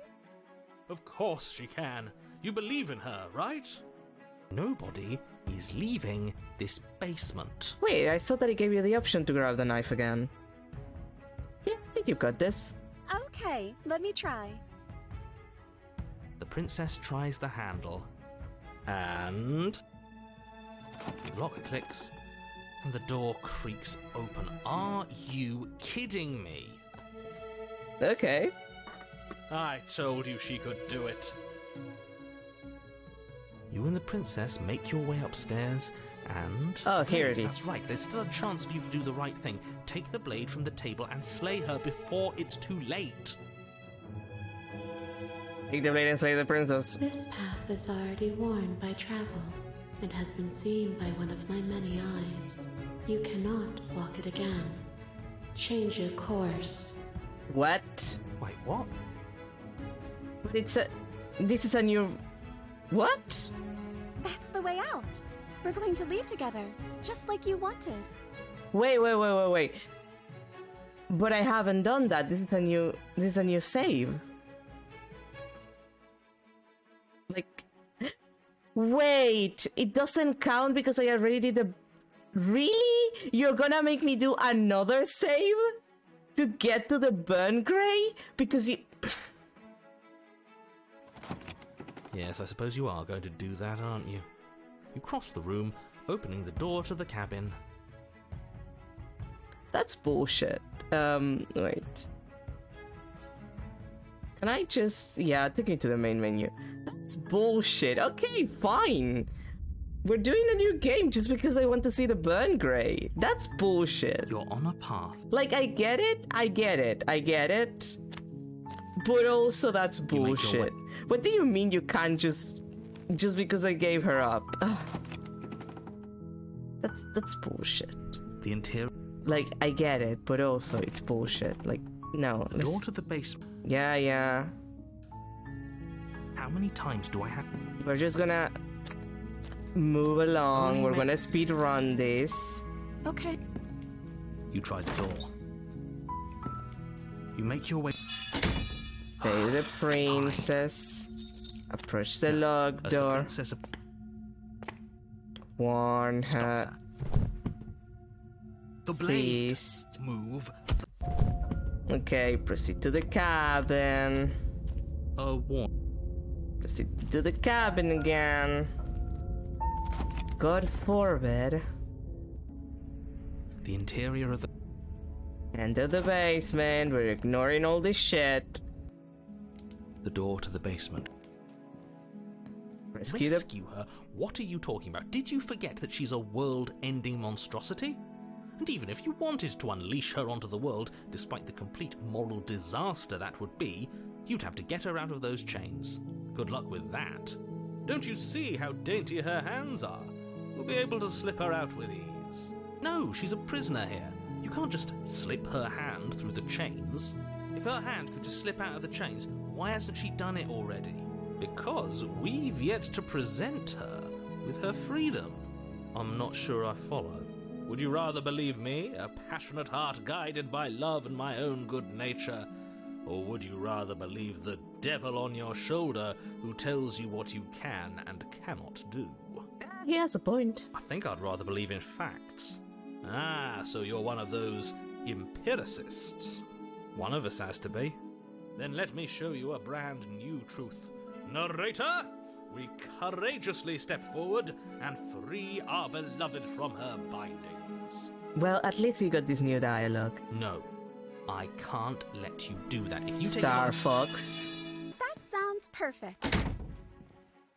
Well, I haven't opened the door by myself yet. Okay, yeah, you've got this. You place your hand on the door, and the lock clicks, and the door creaks open. Are you kidding me? Ha! I knew it. Your words are no match for the pure strength of our hearts, bound together as one. You and the princess make your way upstairs. Okay, yeah, take the blade and slay the princess. You take the blade from the table, turning its tip towards the unsuspecting princess. Thank you. Wait. No. You barbarian, what are you doing?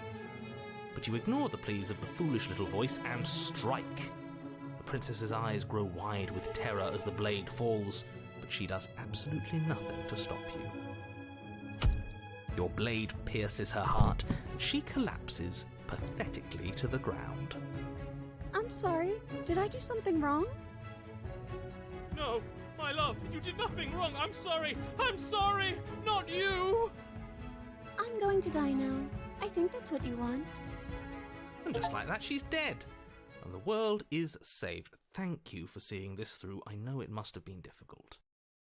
I feel sick. Yeah, that didn't feel good. Sick? You took part in the murder of the fairest creature that's ever lived. And you merely feel sick? I, for one, am absolutely distraught. Grief-stricken. Inconsolable. Oh, calm down. You'll be fine. You'll get over it. You just saved everyone. You don't get opinions in this house. Get over it? You smarmy ass. There's nothing in the world worth getting over it for. We might as well just end it all. You raise the blade, aiming the point directly towards your heart. Excuse me? No, you absolutely do not do that. Yeah, let's not make any rash decisions. We should give ourselves a minute, take a deep breath, and... Rash. The only rash decision we've made was running our cursed blade through her heart. This is far from rash. This is measured. This is the only thing left for us to do now that she's gone. Well, is that what you want to do? Let's see what happens. What? No, let's not do that. Yes, let's do that. You won't use your fancy reverse psychotherapeutics on me, murderer. We're dying together right now. All of you may have previously thought that my passions were too great to stifle, but those were merely passions of joy. My passions of sorrow run deeper than the ocean itself, and you'll find that they are far more unstiflable. Haven't you? Haven't you all? You're way too dramatic. I don't believe this. What? What don't you believe? You plunge the blade into your own heart and collapse to the floor. You can't be serious. Why are you helping him? I'm not. He just made it happen. I'm sorry. That's right. You're all sorry. Everything goes dark, and you die. It'd be later. And then we get the burn. Great. Thank you, game. You're on a path in the woods. You horrid monster. Do you think just because we've returned to the woods you've earned my forgiveness? Our beloved had best be alive and well when we return to the cabin, or you'll never know the end of my wrath. Calm down. And speaking of calming down, I'm gonna get myself some coffee. We'll finish this and then we'll do the couple of rounds that were left, which is primarily everything related to the witch. Like, we have one saving of the witch, and we have the thorn, and we did get the vial. We did get the vial before, so it's just saving her as the witch and getting the thorn. Because the vial we actually got. Like, I went to check.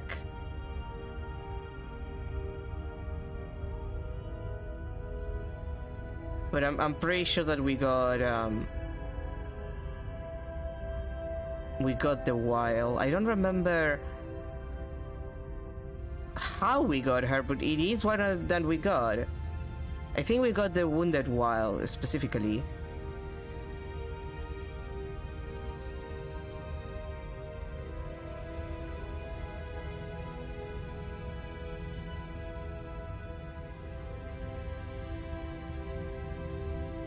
So I think those are the last ones. Like, I'm just rechecking because I remember the art for the vial.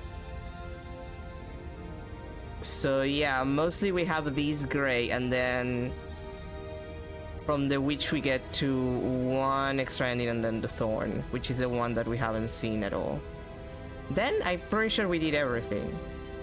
But anyway, I'll come back in a sec with coffee.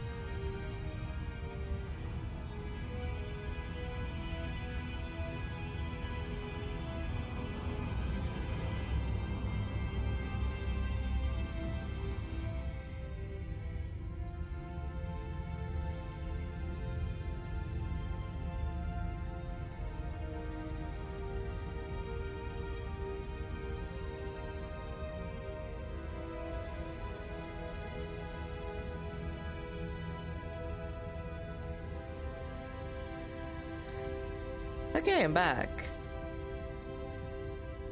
Where were we? Oh, right, great. We're back at this. She won't be alive and well when we return to that cabin, because she's dead. We killed her. Yeah, remember? You killed her, and so I killed you. And you clearly didn't do a good enough job. I'm still here. Oh, and I'm still here too. If you lot get to be blessed with seemingly eternal life, that must mean she's still there, waiting for us to throw ourselves at her feet in remorse. I doubt it.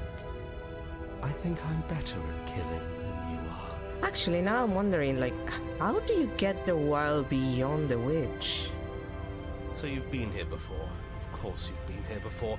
What count is it this time? 2? It's our 3rd. What gave it away?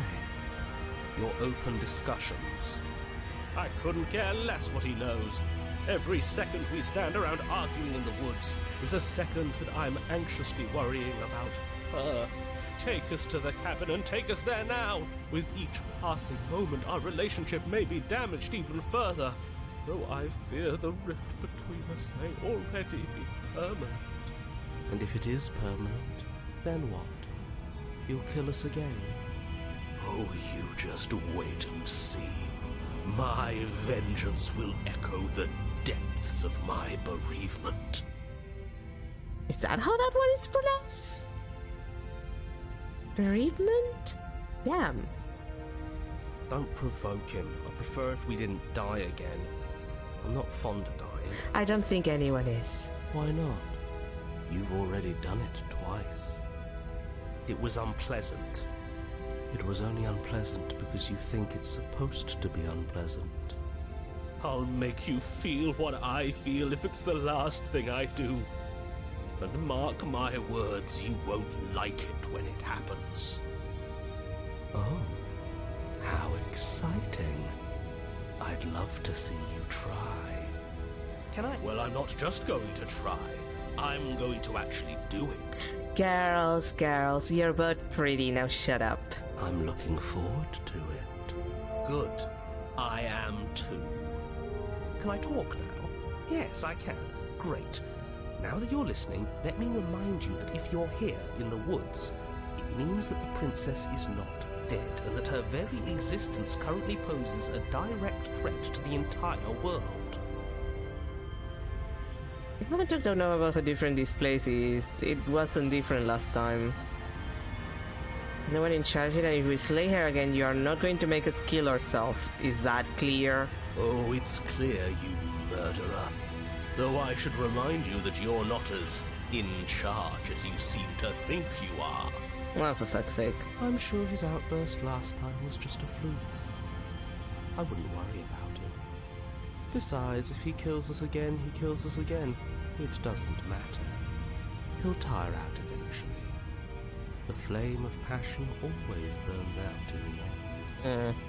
Spoken like a true cynic. Enough bickering. Just stay focused and get to the cabin. Yeah, we might as well see this through. I'm sure you've already heard my words of warning in one of your past lives. You've already managed to slay her once, just don't muck it up this time, alright? Oh, we'll muck it up alright. We'll get our happy ending, even if it damns each and every person who's ever lived. Whatever you do, don't let him influence a single decision. He's clearly lost it. Sure. I hate that I'm agreeing with him on anything, but I really don't like being at the whims of someone so unstable. It's stressful. Yes, having all those feelings isn't very productive, is it? But we're just passengers here. Why stress over something you can't control? I'm making the background dance. You're saying that like stress is just something you can turn off. It is. It's easy. Whatever happens, happens. Are you even alive? What's the point of doing anything if you're not going to feel a single emotion? I don't know. I just exist. and that's fine with me. This is horribly unproductive. The cabin and your extremely important destiny await. Well, The interior of the cabin feels dry and brittle.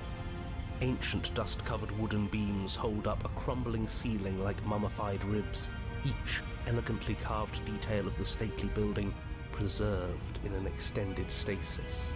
Everything here has been kept safe and dry and lifeless. But you're not alone. You can feel something watching you. There is a figure faintly outlined against the dusty wood of the far wall. mm-hmm. Is that her? Yeah.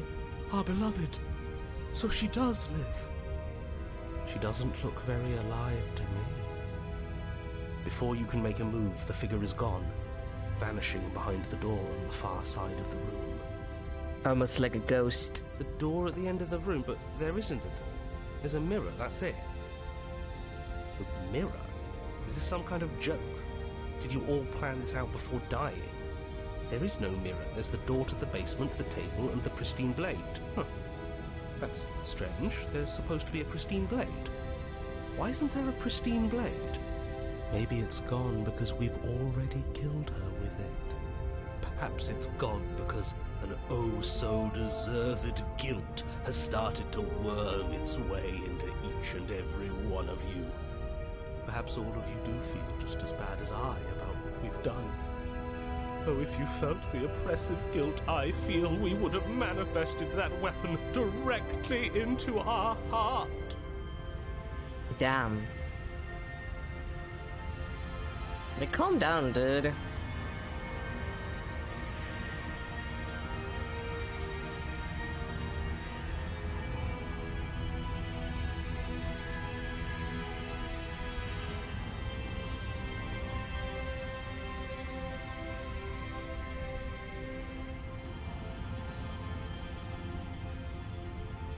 Wait, I'm just checking something.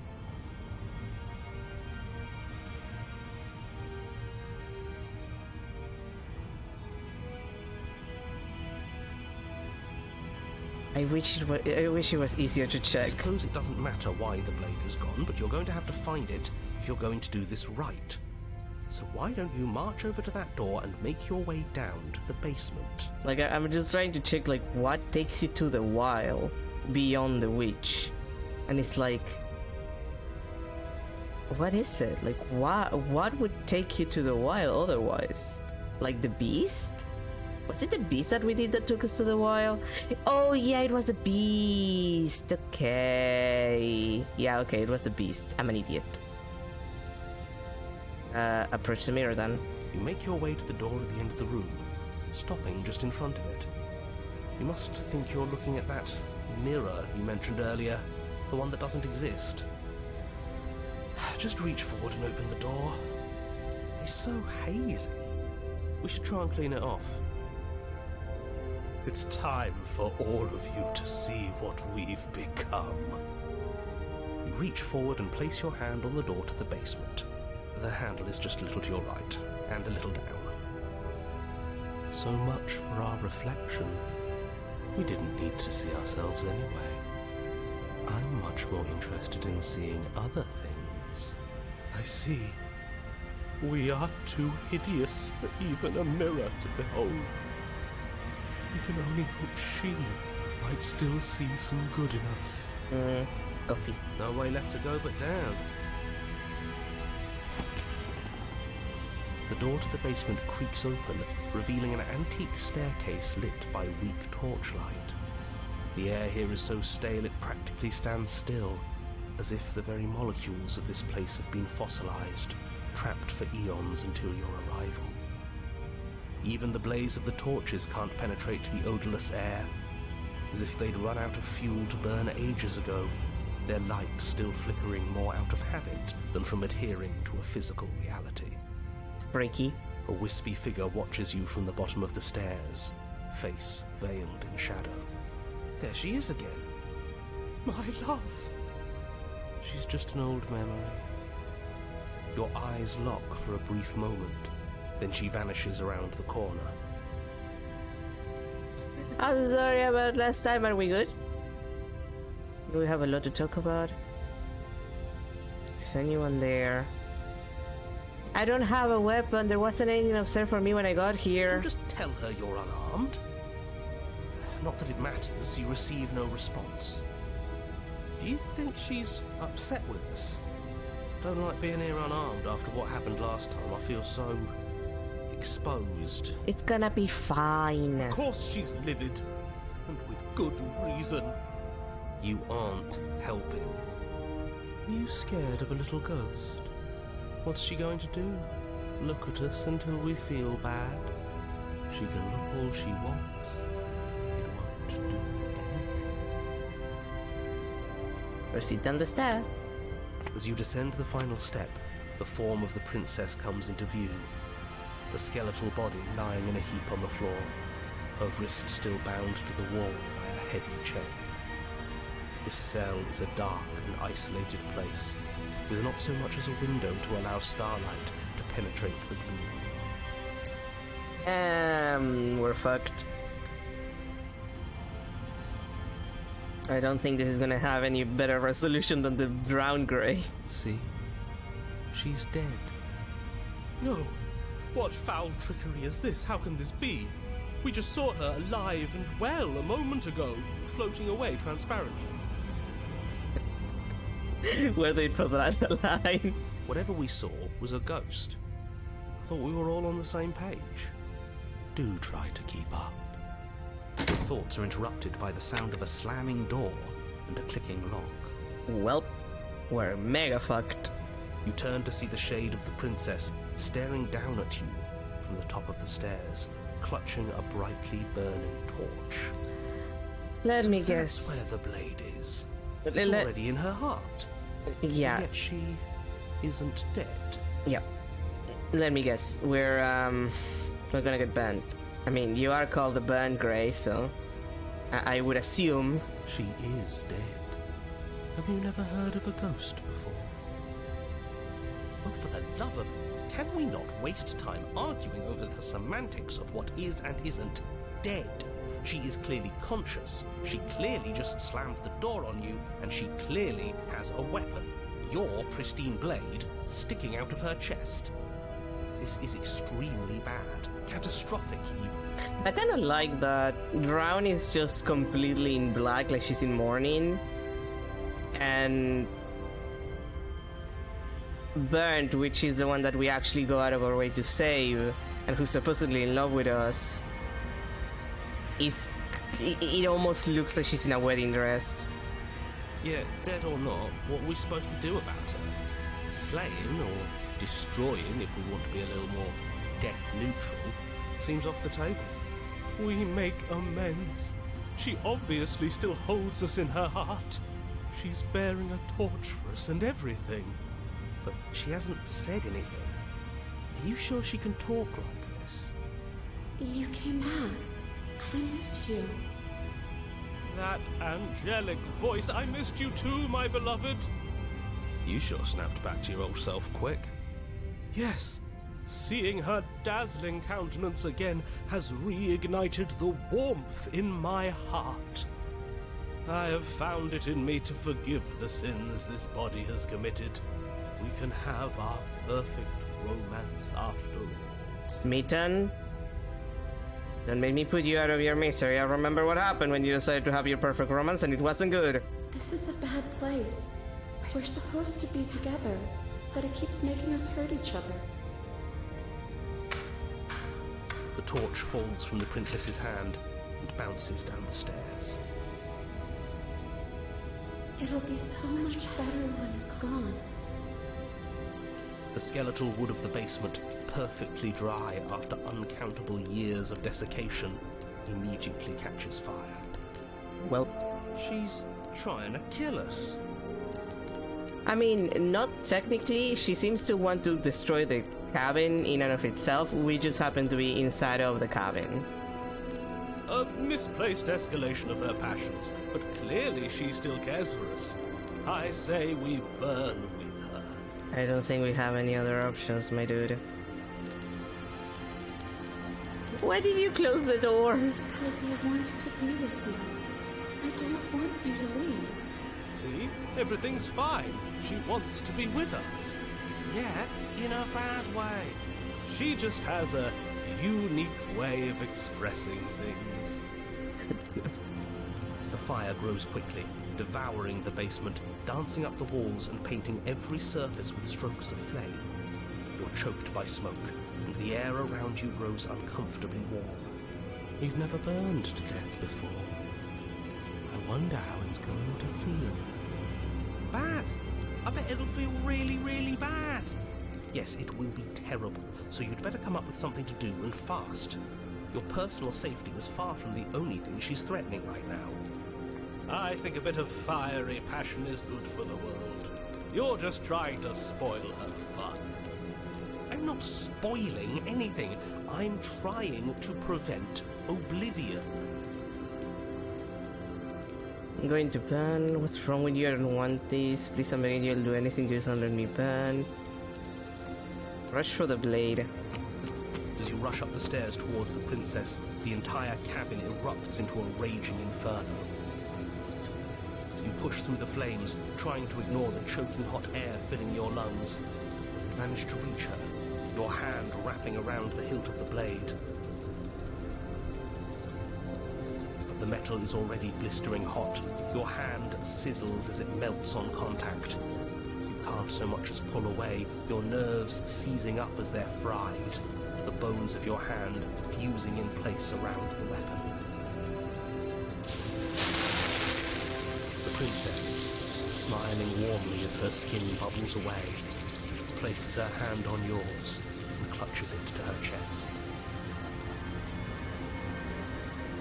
The pain is unbearable at first. Every inch of you screams as your flesh is stripped away, your muscles stiffening as they're cooked, your blood boiling in your veins. Well, it sucks. But it isn't long before the flames take your nerves, and with them, your ability to feel much of anything. See? That wasn't so bad. It was so bad. But somehow, nothing is so much worse. You'll get used to it. There are still the feelings of the heart. Those never go away. Oh, they always do in the end. You just haven't experienced enough. Eventually you'll want them to stop too. You'll make them stop. Trust me. The princess's smile never fades. Her skin peels away, and then her muscle, until all you can see is her charring skull, locked in an eternal grin. It's very romantic, really. We got our happy ending after all. We can die happy. Burn the house down.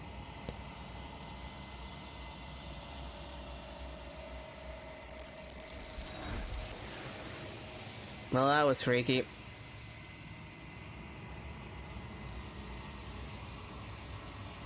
But despite your best efforts, you do not die, and she is gone. Something has taken her away, and it's left something else in her place. She's gone. Where did she go? Should we try and find her? And there's that mirror again. Why is it here? Why now?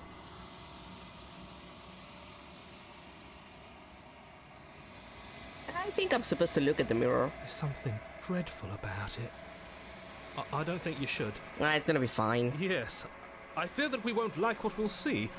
What if we just sit here and preen for a while? That can't hurt, right? Ignore the cowards. You have to look. Well, I'm begging you, don't do this. it's gonna be fine. Calm the fuck down.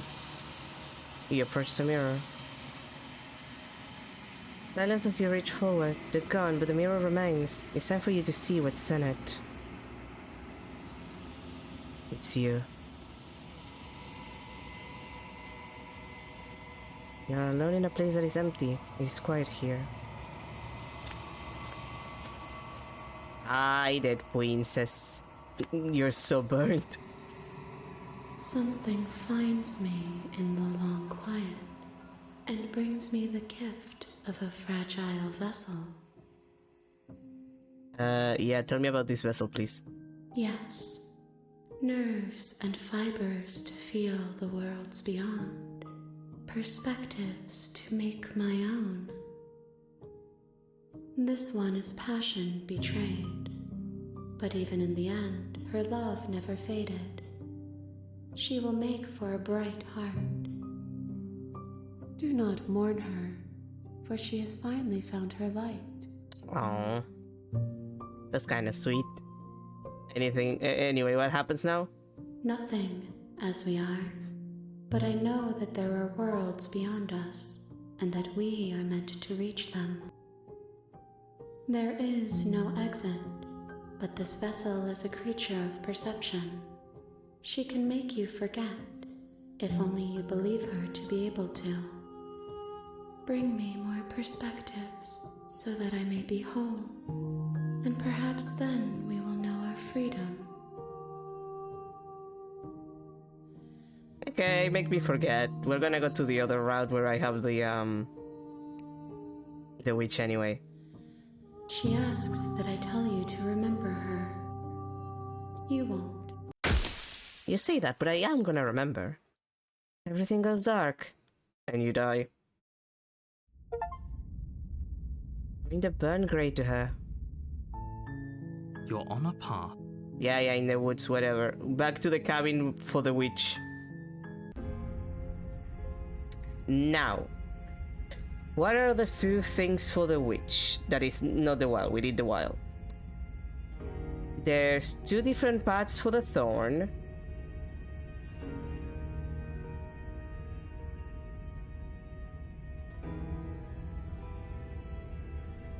And there's a run of just saving her normally.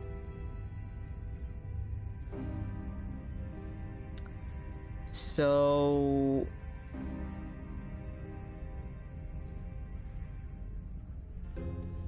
I need to take the blade if I want to get the thorn, so I'm gonna do I'll do the thorn first. I'll do the thorn first. Mostly because it's the one that I want to use for the ending. You take the blade from the shelf.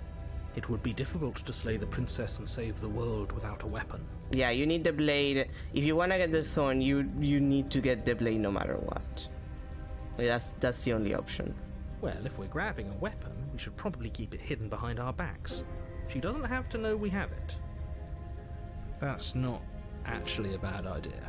Mm-hmm. Into the basement then. The door to the basement creaks open, revealing a staircase dug into the muddy earth below. The ceiling is thick with roots that hang like locks of tangled hair. Freaky. The weak starlight from the cabin windows behind you can barely penetrate the gloom here, only illuminating the edges of an opening below. It shines in the darkness like some kind of massive maw waiting to swallow you up into the earth. Freaky. The air smells of dirt and copper. It's thick and wet, as if your lungs are being coated in mud with each intake of breath. If the princess lives here, slaying her would probably be doing her a favor. That's what you always say. Her voice skitters up from below. Yeah? Something nasty finds itself on my stairs. Come on down. Don't be scared. I probably won't bite. I don't like the use of the word probably there.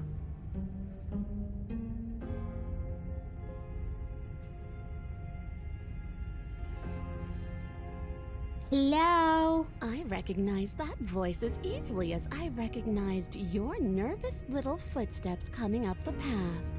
I know who you are, and I remember what you've done. Okay. She must have you confused with someone else.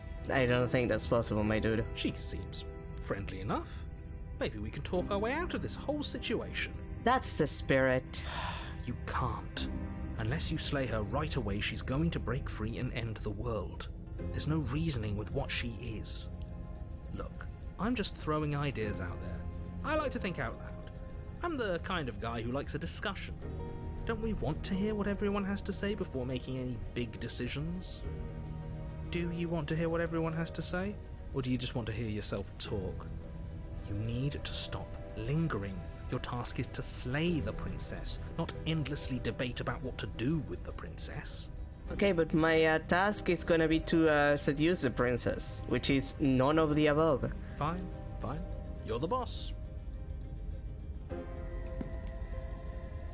Thank you. You descend the basement steps, entering the dark room below. Oh, it's a baby. You can just make out the shape of the princess in the gloom. She's huddled against the far wall, her eyes bright and glaring from amid the thick roots. And she has a cute little tail and everything.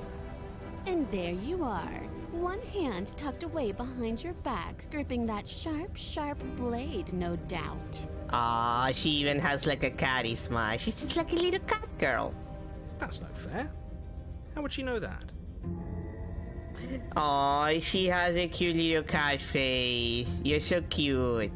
Cute princess. Cute princess. Oh wait, I'm stabbing you like that. Cute princess. I'm not touching you with the pointy part. So, we've dropped the pretenses. Yeah. Good. She's acting like the two of you already know each other. Yeah, we do. Oh, no. You've already been here, haven't you? Yeah. That's pretty sharp. How'd you figure that one out? Call it deductive reasoning. Well, you seem to be great at it. Do you remember us then? Do you remember last time? No, I don't. But you and the princess clearly have a shared reality, even if I'm not a part of it. I won't waste time fighting you on something that's clearly true. I'm just glad we could put all this behind us. Is it all behind us? Just focus on the task at hand. I don't care if you've been here before, and I don't care if you think you'll go somewhere else after this. My world is on the line right now, so I'd appreciate it if you would take this seriously and slay her. Let's chat her up a bit first. Maybe we can find a middle ground where everyone's happy. Don't talk to her. You're just going to make things more difficult than they have to be. Well, I seem to remember you having a tongue.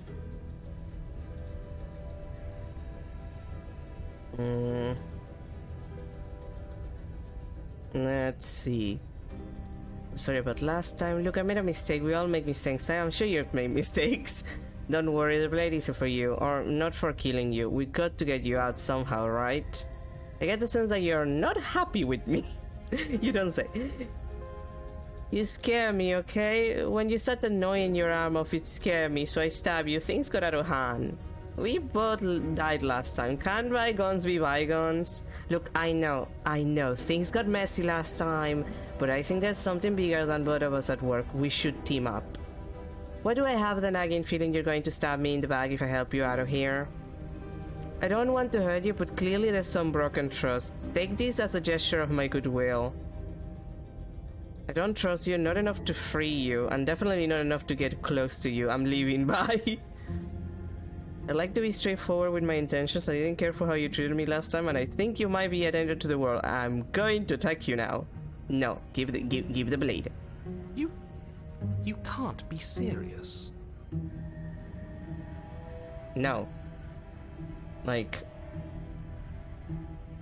we're doing this. Now, hold on. We should put this to a vote. The blade is one of our most valuable assets. We can't just give it to her. What if she uses it to kill us? Then we take vote it. No. We just take it. Calm the fuck down, dude. As do I. Oh, shut up. I, abstain? You're not helping. You abstain? She's going to kill us if we give it to her. You don't know that. Yeah, never mind. That was such a silly idea. I'm not going to give you her to give her the blade. She clearly hates us. This isn't a democracy. We're giving her the blade. You're going to get everyone killed. You know that, right? But of course you do. You toss the blade at the princess's feet. She eyes it with suspicion before kneeling down to pick it up. I wouldn't have done that. Why did you? You hear a clanging of metal against the dirt floor, and the chains fall from the princess's wrist. She could have gotten out of those the whole time. That sneaky little... A woman after my own heart. It's a shame we just gave her a weapon, because if I were her, I'd use it on us right now. Luckily for us, you're not her. Oh, we sure think alike, though. I can promise you that. Whatever you say next, you better make it count. She creeps forward, taking one cautious step at a time until you and she are face to face. What do you think happens now?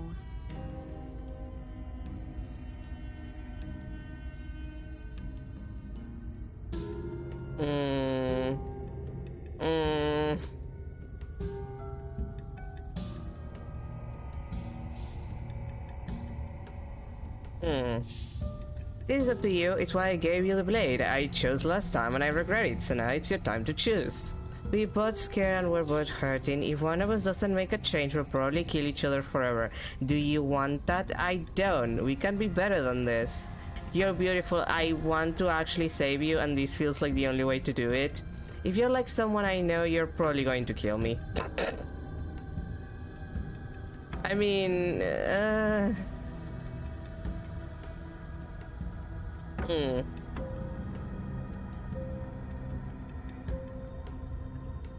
I guess the most reasonable thing is, you know, we're both scared and hurting. It's fine. Like, we can just help each other. Her shoulders tense and her eyes dart away. This is another trick. You're trying to sow doubt, but it's not going to work on me. And then she buries the blade in your heart. Okay. What? No, come on, that's not right. I told you this is what she was going to do. Glee dances across her face as you fall to the ground. I did it. I got you. You...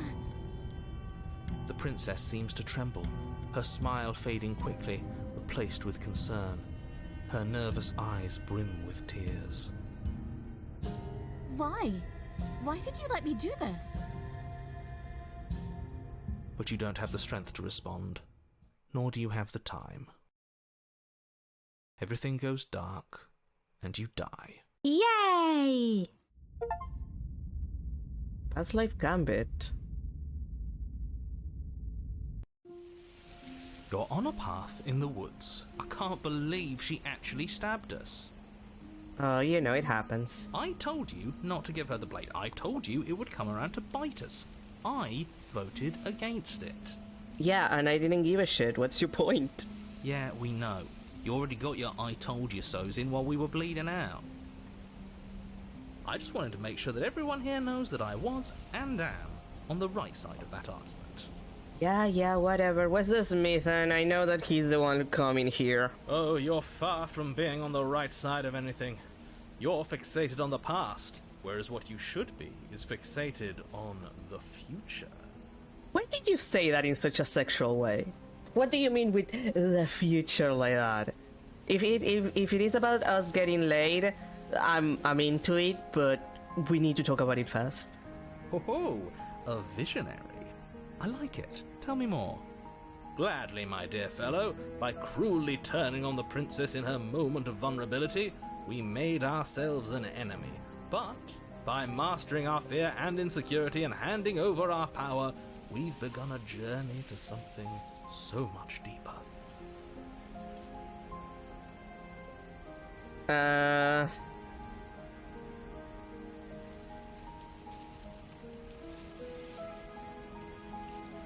Really?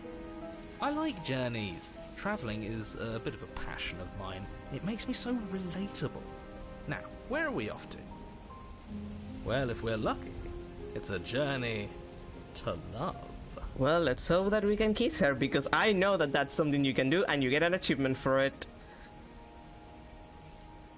She hates us. Does she? She hesitated before stabbing us to death. Maybe she won't be as keen to betray us this time. We've already proven to her that we can change. so maybe she'll realise that things don't have to end in violence. You know, maybe you're right, in which case I suppose the only thing to do is to get back to the cabin and give it another try. Give what another try exactly? You are aware I've been listening to you, right? It makes no difference if we conspire in the shadows or bear our intentions with open hearts. We are breaking your cruel cycle and whisking her away to freedom. Oh, are you now? Great, so you've obviously been here before, since you apparently died at least once. Twice, actually. Sure. Twice. Then I'll spare you the little introduction I had planned. You already know about the princess, and clearly you already know that she's dangerous. So don't muck this up. It's bad enough that this isn't your first time through. We're going to free her. Please don't. You can't stop all of us, you villain. Let's just see how the wind blows. I'm not opposed to saving her, but let's not rule anything out just yet. Let's see what she has to say. Stop sitting on the fence and pick a side already. We don't need you waffling when things get hairy. I've already picked a side. Our side. I'm here to make sure that whatever happens, we wind up on top. Because that's worked out great so far. Well, we're not out of the game yet, are we? And again, I'll have you know, I wouldn't have gotten us killed last time. I wanted to stab her in the back, not hand over our precious backstabbing implement. Oh, come on, it was fine. A little stabbing never killed anyone. Wait. This place is different, it keeps changing. Screw the cabin, what happens if we just leave? You sure seem to be taking the whole looping thing in stride. No matter what happens next, it seems like all of our answers are in the cabin. Let's see this through. Let's move along, gang. It isn't long before you find yourself at the base of the cabin. I think it's clear where everyone stands at this point. I don't know if I'd say everyone. You talking about me? I have a position. It's a good one, too. Ignore him, he's just talking for talking's sake. My position is the only one that matters. The princess is a threat to you. She's a threat to me, and most importantly, she's a threat to the world. You know what you have to do. Cabin rave. It's a cabin. The interior of the cabin is hardly an interior at all anymore. The burned-out ruins merely suggest the shape of the structure that once stood here, charred wood still reeking of ash. But beneath it lies the fresh smell of spring growth after rain, the promise of new life in the wreckage of the old. Okay, this is very pretty. The only furniture of note is the crisp shell of what was once a table. A pristine... Wait, this isn't right. There's supposed to be a pristine blade. Why isn't there a pristine blade? She probably has it. We gave it to her last time. She can't still have it, can she? Well, it's not here. And if she has it... Let me guess. You want to get all chummy with her.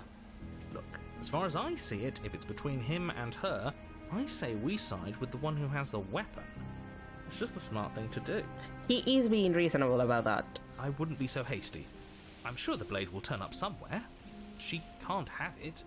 That's not how this is supposed to work. If she does have it, that's all the more reason to put our faith in her. We've already shown her our heart. Now she has to show us hers. Unless her heart tells her to stab us, which doesn't seem unlikely, so yes, I agree. Let's make sure we get on her good side. Do we even get down there? The only thing I see is that mirror. Yeah, why didn't you mention the mirror? I didn't mention a mirror because there isn't a mirror. But he says there isn't one. That's got to count for something, right? Either way, I say we take a look. It feels like it's been forever since we've actually seen ourselves. For all we know, our feathers are all out of place. And that's why we haven't yet won her heart. We must put our best face forward. Yeah, we can't go around looking disheveled. A real go-getter takes care of his appearance.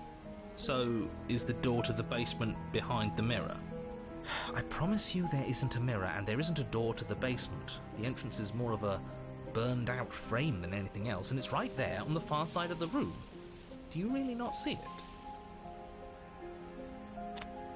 You step forward and approach the scorched entryway leading to the basement, hesitating before you begin the descent. You know what you have to do. Wipe away the grit from the mirror, and behold our handsome features. You reach forward and wave your hand through the hollow entrance leading to the basement.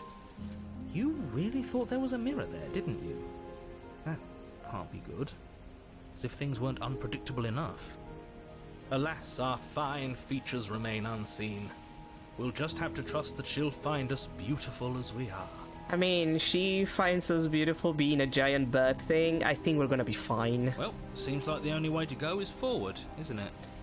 Considering what we look like from that one route where we see us from the princess's perspective, she probably doesn't care. Yes, that's where everything tends to be. Let's just put on a good face and have our wits about us. Into the basement. You step through the frame of scorched wood and make your way into the darkness below. The stairs to the basement are covered in a fine layer of gritty ash. The air still feels warm, as if the fires that ruined this place had only recently been extinguished. Yet fresh shoots of thorny branches are already weaving themselves through the soot-covered earth of the walls around you. Their spines point courteously down towards the basement, so you're able to brush past their jagged points with ease. At least on the way down. But you don't need to think about the way back up just yet. That's a matter for after the world's been saved. These thorns are an expression of her pain. I know it. She's calling out for help. I mean, you're not wrong when you say that, but still. Her voice, worn down by pain and suspicion, hobbles up the stairs. I can't get away from you, can I? We kill each other and you come back. You let me kill you and you come back. I don't know why you let me do that. I don't know what you want from me.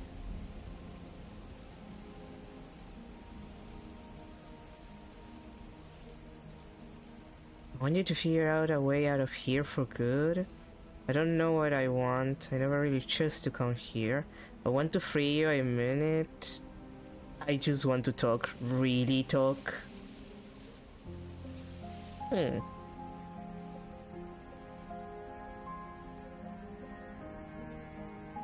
Yeah, I want to free you. I think you know how this goes. I'm down here and I can't leave. So, come down and talk. It's not like I can stop you. You continue down the basement stairs, brushing past the smooth edges of thorns that grow more and more plentiful as you make your way forward. You step out into what was once a vast open cavern, now overrun by briars and prickles and thistles. The space thick with hostile vegetation. Oh, baby, she's having a bad time. At the heart of it all, encased in a tight weave of vines, is the princess. Her bloody, trembling hands clutching a pristine blade. Did you know this was going to happen to me? Are you here to watch me suffer? Are you here to laugh? Yeah, I'm here to laugh. What do you think would happen after you kill me? You think I wouldn't hold it against you? I'm not here to lie, I'm here to free you, if you let me. I can cut you free, but you'll have to give me the blade. Reach out for the blade. You're in a prison of your own making, a broken cycle of violence. If you still want to wallow in it, be my guest. I guess I don't have anything left to say to you. Fine, if you're going to be like that, I'm going to leave. Have a nice life. No, gang. I'm not here to laugh, I'm here to free you, come on. I want to trust you. And? Her grip tightens on the blade. But you're hiding something, aren't you? Why would you help me if you weren't helping yourself? You're not the only one who yearns for freedom. I'm as strapped as you are. I think we need to live together. There's nothing I can say to change your mind. The princess clutches the blade closer to her chest. Yeah, don't worry about it. That sounds nice. I'm so tired of the bad blood between us. But it's hard to let it go. You've hurt me. Well, you hurt me too, just so you know. Her eyes dart away from yours for a brief moment. And I've also hurt you. Well, thank you for saying that. Can I take the blade now? Is there nothing I can say to change your mind? I don't know. What can either of us really say at this point? How can we trust something as hollow as words? Well, it's the only thing we have at this point. So what else can we do? She's right, there's nothing left to say. So let's get a move on and do something before she comes up with a scheme to get out of here on her own. We don't need words to send a message. It is through action that we can show her our adoration, our devotion, our kindness. Maybe it's time. Maybe it's past time for either of us to say anything. All that counts is action. Reach for the blade. You reach towards her bloodied hands, laying your palm on her trembling fingers. For a moment, she clutches it even tighter, her knuckles going white with the effort. But then the tension fades. Her grip finally loosens and she allows you to take the weapon. You carefully pull it free from the thorns, though they scrape at your skin, leaving red trickles of fresh blood all along your arms. It's fine. She trusts us. She trusts us. Doesn't that set your heart aflutter? Yeah, a little. It could just be nerves. Being this close to her does bring back unpleasant memories, but I don't know, it doesn't feel bad. It feels good. Like we're special to her. We are special to have gained an ounce of trust from a maiden so guarded. Now all that remains is to free her from her bindings. Yeah, let's do it. Let's show her how much both of us have changed. Or, hear me out, we slay her. Right here, right now. She's never been so helpless, and if we don't take advantage of that, we may never get another chance. Opportunist, why do you have to ruin everything for me? That sounds like a splendid idea. You should listen to him. No. I see that the lines have been drawn. It's 2 against 1. It's 2 against 2. You don't count. Yeah, you don't. And why shouldn't he count? Because he doesn't. Because he's clearly not one of us. There's also that, yeah. That doesn't matter. He's been with us the whole time. He should get a say. No, he does not. So, did you mean it? Or was I a fool to hand my life to you? Cut her free, slay the princess. I just wanted my blade back. You're on your own. No, cut her free. What a good idea. Let's cut her free. Oh, so you're suddenly team free her. You can't just switch sides as soon as we make a decision. I can do whatever I want, and I believe with my whole heart that this is the right course of action. Let's free this princess. He's so annoying. Everyone deserves a chance at redemption. Let him join us and be merry. We are all united by our passion. Does this count as a polyamorous relationship if all of the voices are into the princess? That's right. What he said. We've already given him a chance at redemption. I mean, we only have one body, but it's a fair question if emotionally it counts. And who says I don't deserve another? I really mean it this time. I'm big enough to admit when I'm wrong. So I want to help you all free her. And I have no problem with that. Welcome to the team. You're one of us now. One of the good guys. You take the blade to the thorny vines imprisoning the princess, and she flinches, relaxing only slightly as the blade slices into the thick vegetation rather than her arm. And she flinches again as the last of the vines is cut away, as if, after all of that, she's still expecting you to turn on her and stab her in the heart. But you're not going to do that, are you? Still, all it would take is a single slip of the blade. Don't ruin this for me, narrator. Such a pathetic attempt at distraction and subterfuge. Our blade is a dashing sword, and every dashing sword is an extension of its hero. It won't slip. You're right. He can't even make it slip, can he? He's a bit of a nobody. Good thing I've been on your side of all this since the beginning. I'm going to stab the opportunist. The princess falls into your arms, tears streaking down her cheeks. I can't believe you're making me describe this. I hate you. Just wait until I have a chance to kiss her. You're gonna have to describe that too. You actually meant it. You rescued me. Do you see the way she's looking at us? Kiss her. Kiss her now before the moment ends. Yes, I get the achievement. I just really hate the people who put us here. Can we actually do that? The option is there, and I could select it, so I think that's a yes. No, you can't. Absolutely not. No, don't ruin this for me.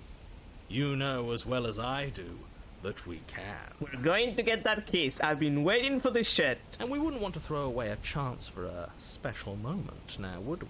First time you're being reasonable. If I were only capable of throwing myself off a bridge. Narrator, you're ruining this for me. I've been trying to seduce the princess the entire time. This is the only moment. Well, are you going to describe our steamy, romantic kiss? Yeah, come on, do it. Do it. Do it. Do it. Do it. Do it. You owe this much to me after all the bullshit you put me through.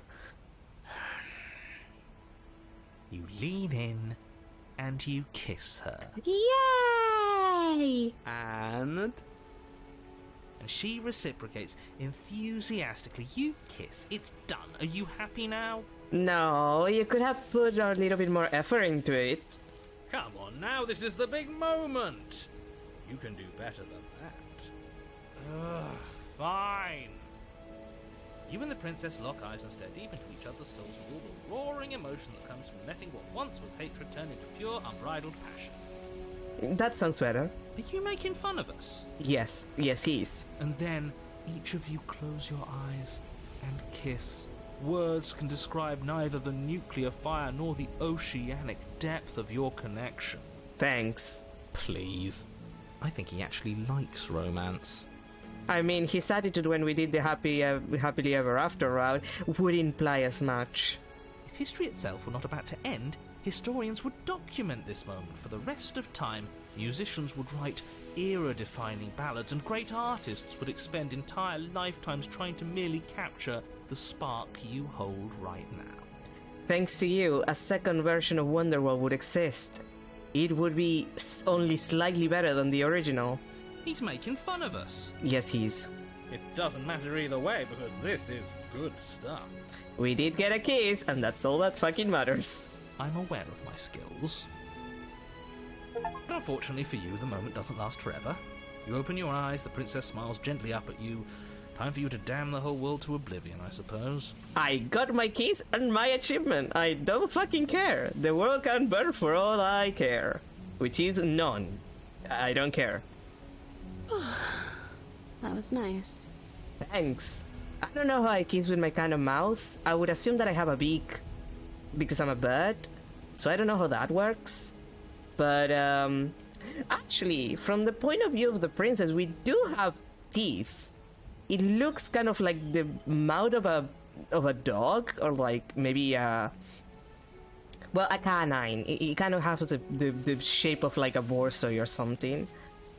Although there are birds with teeth. Like dogs have them. Swans also. It's terrifying. But actually, it might just be that our mouth is relatively mammal-like. Her hand slips into yours, and the two of you rush to the basement stairs. Yay!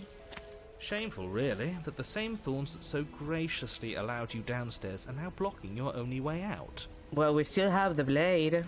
Please, after all the trials we've been through, do you really think a few measly thorns can stop us? Love is an even more powerful weapon than our blade. No, it's not, but we have the blade. We can just cut them out. We cut through those other vines just fine. They're only thorns. I'm not afraid of getting a few scrapes. I'm not even sure we need to do any cutting. We can just move them out of the way. What a pathetic showing, really. A few pointy sticks can't keep us down here. We're both meant for so much more than this. Well, let's just cut the thorns. As you swing your blade into the thorns covering the basement stairs, they yield. Both you and the princess ascend the stairs without obstacle. This is unacceptable. The second you step out of this cabin with her, the world ends. Do you hear me? What did the world ever do to you to deserve this? I mean, to be fair, there's barely any cabin here, so I feel it's more like the second that we get out of the basement, the world ends. Just to argue semantics, I mean. Your nightmare is our dream. Whatever world would condemn star-crossed lovers like us to a cycle of violence and despair isn't a world worth saving. We'll weave something new together. Something better. You and the princess hesitate at the cabin door. This is your last chance. We've already made our decision. We're finally leaving here together, aren't we? And all we had to do was trust each other. It wasn't easy, but I'm glad we finally could. Well, step into your freedom. Hands clasped, the two of you open the door and step out into a new day, you irredeemable murderers. I'll deal with it. What do we do now? Where's everything going? Why is it so cold? Oh, don't worry about it. It's gonna be fine.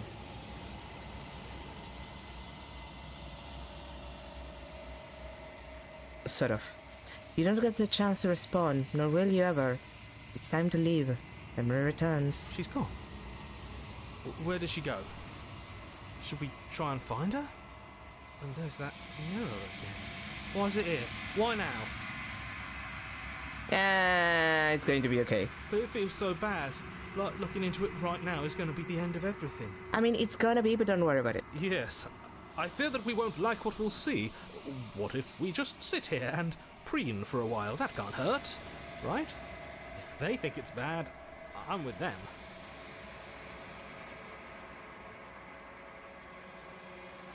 See you on the other side. It's gonna be okay. Okay. If you say so. We'll trust you. She'll be there waiting for us. I just know it. Finally, we're going places. You approach the mirror. Silence as you reach forward. They're gone once again. The mirror always makes them leave, but you need to see what's in it. You are nothing at all. It feels like I'm wearing nothing at all, nothing at all, nothing at all. That isn't right. You can't be nothing. You refocus your gaze, and then you see it. A figure, faint and veiled in shadow, just beyond the reflection. I thought that it said my reflection. Are you me? I think you know what I am. Hi, narrator. A crack slides down the center of the mirror, splitting the image in the glass in two. And then another crack forms, and another, turning the mirror into jagged shards of broken glass.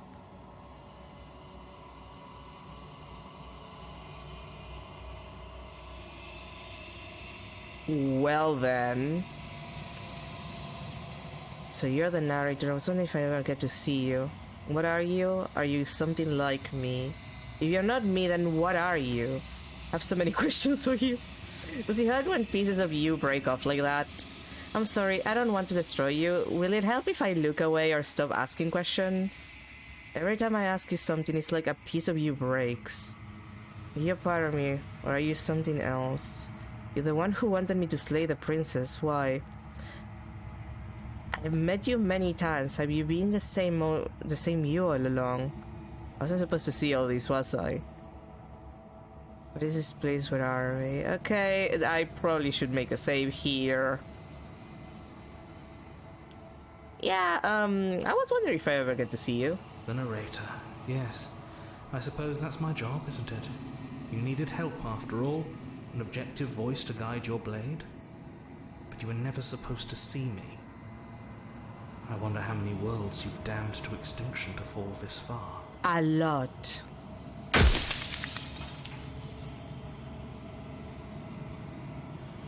Yeah, what are you exactly?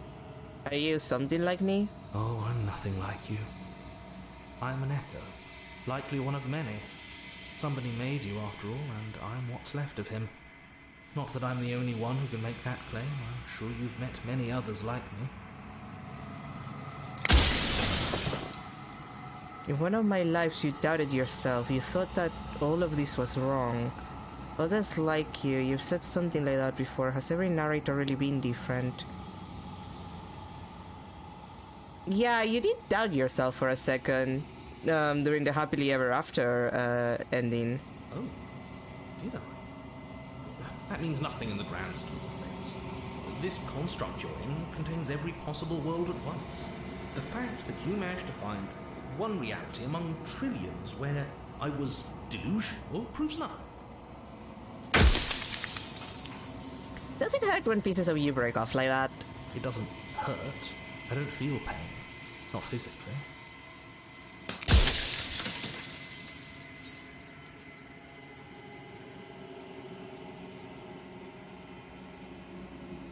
Every time I ask for something, it's like a piece of you breaks. I'm aware.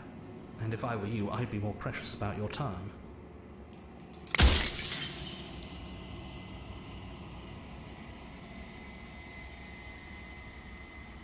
I wasn't supposed to see all these, was I? You were either going to have seen all this, or you weren't going to have seen all this.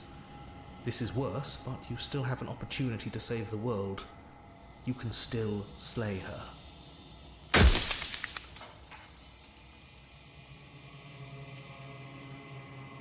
I'm sorry, I don't want to destroy you. Will it help if I stop, if I look away and stop asking questions? We've already crossed the point of no return.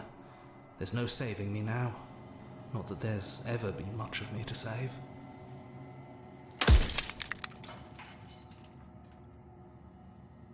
Are you a part of me, or are you something else? No, I'm not a part of you. But that's all a matter of perspective, isn't it? From one vantage point I must seem wholly foreign, but from another, well, all the versions of me that have existed have collectively heard your every thought and driven your every action. If that isn't being part of you, then what is? That's a good question. Soon I'll be gone entirely, and you'll be left alone with your final choice. So allow me to make my final request.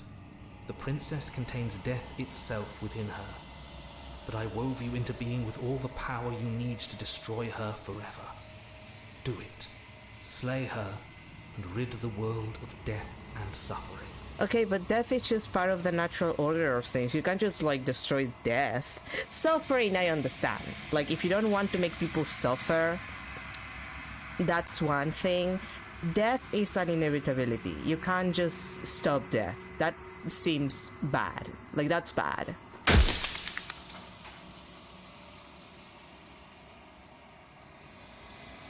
If you want me to slay her, I need to know what she actually is. What is the princess? Do you make her to... The people out there beyond the walls of the construct, do they know about this? Do they know what you want me to do to them? You call this place a construct. What is it supposed to do? No, let's be realistic. You really want to just take death out of the equation of everyone. Of course not.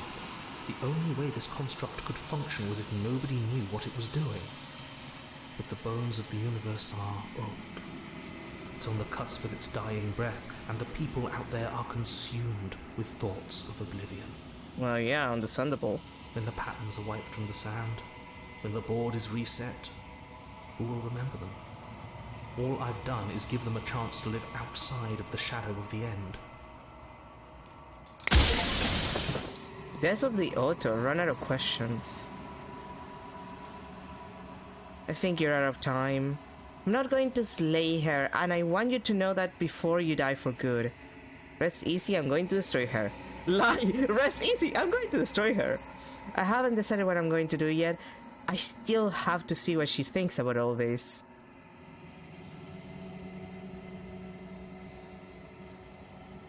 Yeah, I think you're out. I don't want to bury the knife further.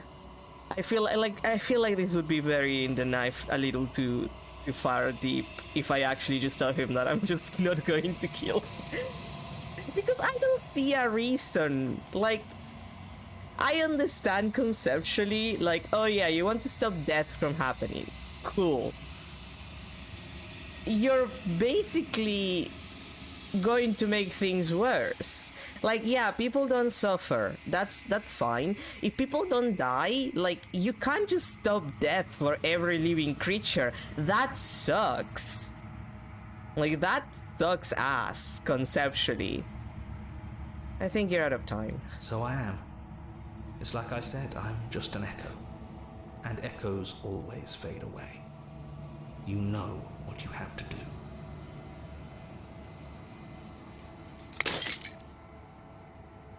As the final fragment of glass shatters, you see yourself with newfound clarity. You are the long quiet, a vast and nascent god, and it is finally time for you to wake up.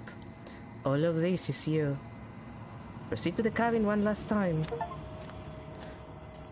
And I get a cautious heart. When you arrive at the heart of things, there is no final vessel for you to bear witness to. There is nothing for you to find. I think there is something coming.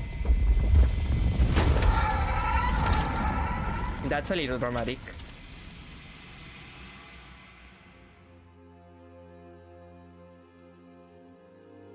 I can finally see you, and you can finally see me. But It's been so long, and my heart has ached for this moment. I've missed you dearly. I'm going to save here. I feel like I'm gonna need to save. I miss you too. You know about the echo? Do you hear our conversations?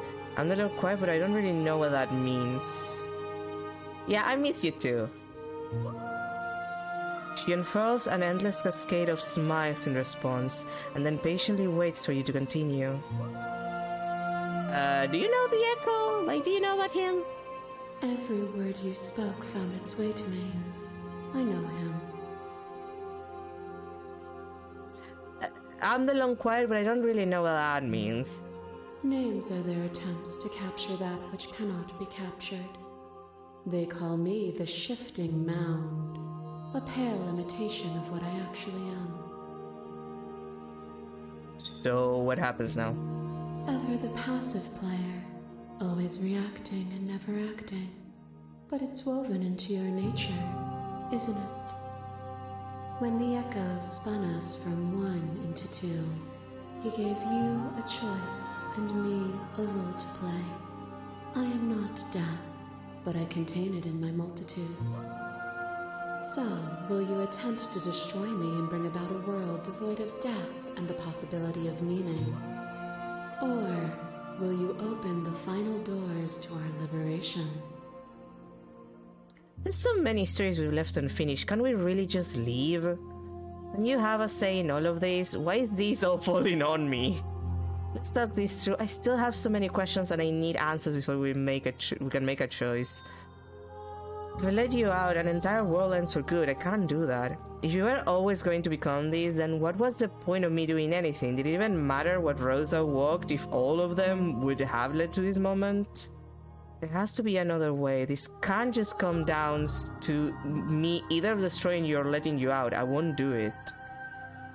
I told you what was going to happen when we reached this point. I think it's time for us to leave this place, but I don't know how to leave or where to go.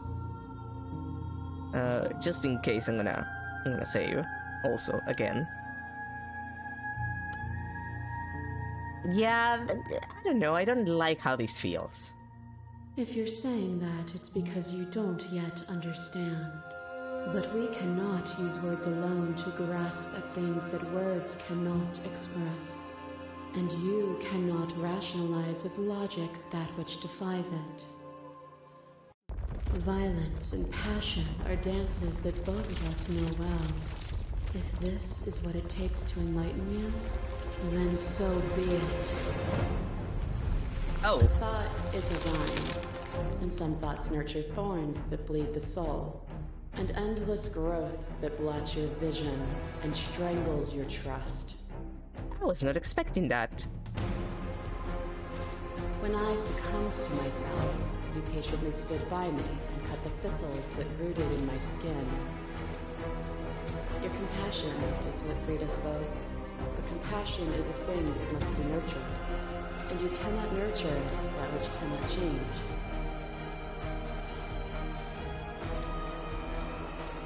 Address the vessels to statement directly. Appeal to your shared humanity. You speak about life and death and change and stagnation, but that isn't what any of this has been about. You've done nothing but lecture me since the minute I got here. Your independence. You act as though the world can't exist without you, but I've existed without you. I won't engage with violence.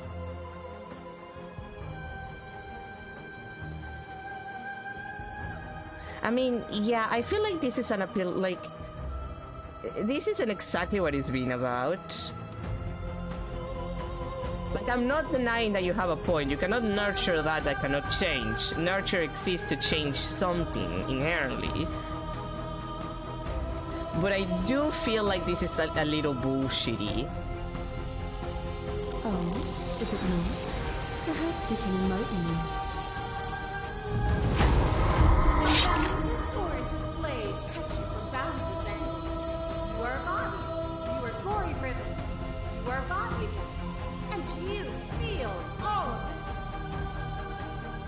On and on it goes until your bodies are not your thoughts are not your alive, dead, alive, dead, alive and dead, then alive and dead, and alive and dead, all at once. Why is the mixing for this scene, like, why is her voice so loud, so not loud, like, so low? You learned to put yourself away, and in your stillness you rose above me. You died countless steely deaths, and you lived countless short lives, and yet it is all so far behind you. I pushed you to a greatness you never would have reached without me. I did rise far above you, and I am far above you still. I will destroy you now as I destroy you then. Continue to appeal to your shared humanity. This has always just been about us, two people forced to hurt each other again and again and again, but we don't have to hurt each other anymore.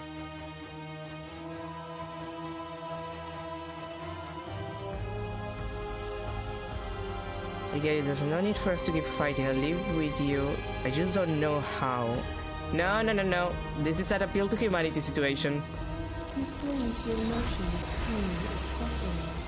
There is beauty in ugliness, and love in conflict. My mass is mobbing. There is no beginning to them, and there is no end. And there is only the flood of bodies. There is only the flood of bodies. Every possible sensation at once, and then you hold them all again. Sensation at once, and then you hold them all again. But in the end, you reflected it back. For a brief moment, both of us were everything. We can be everything again. We can weave a beautiful and endless song.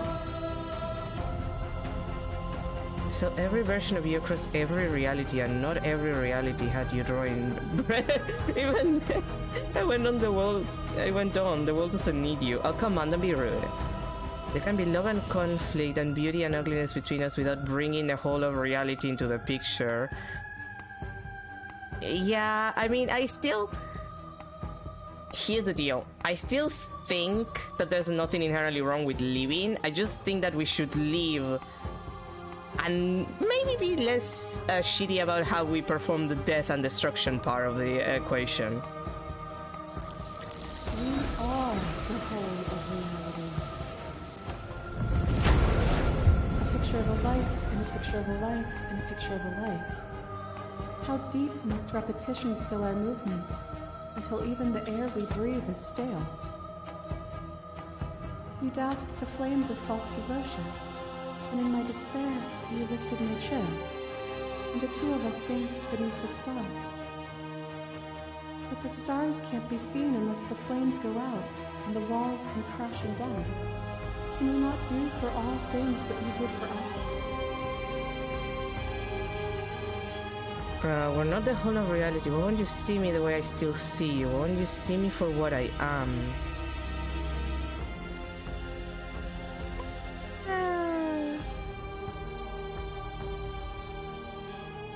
Yeah, I think that we're gonna keep appealing to her humanity. I could ask you the same.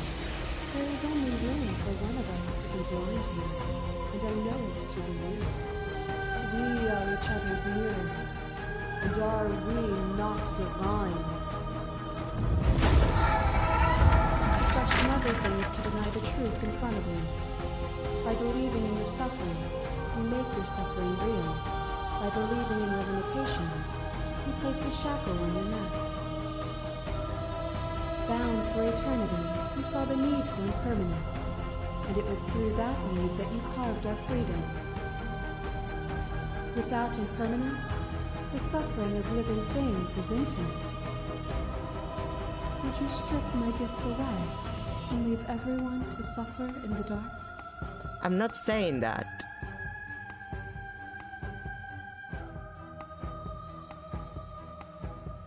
This is not an argument against death shouldn't exist. It's more of an argument of maybe we should chill.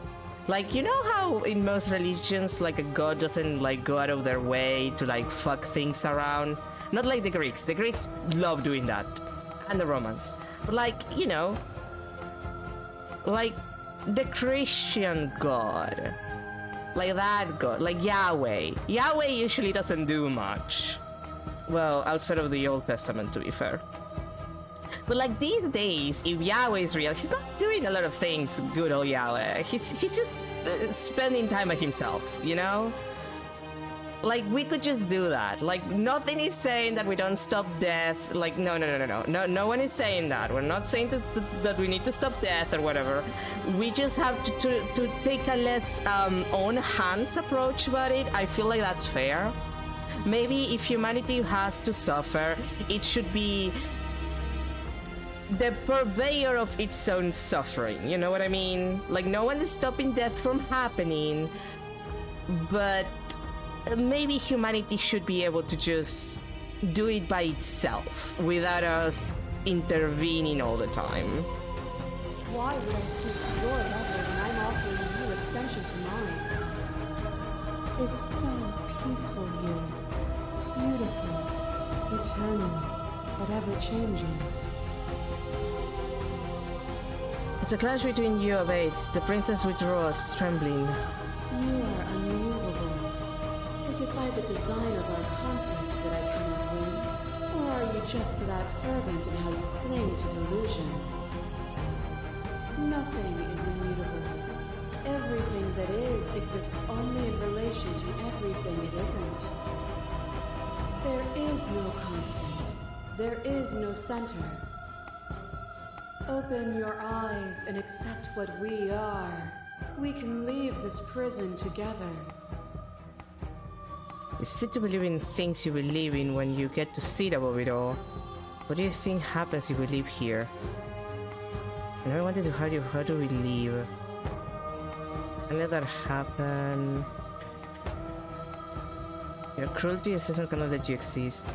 I don't know what the answer is, but there has to be something else. It can't be this. I won't kill you, but I won't let you free. You've done everything you can to make me understand your perspective, but you keep dismissing mine. If you think you can change me, then I must be able to change you. Okay, this is interesting.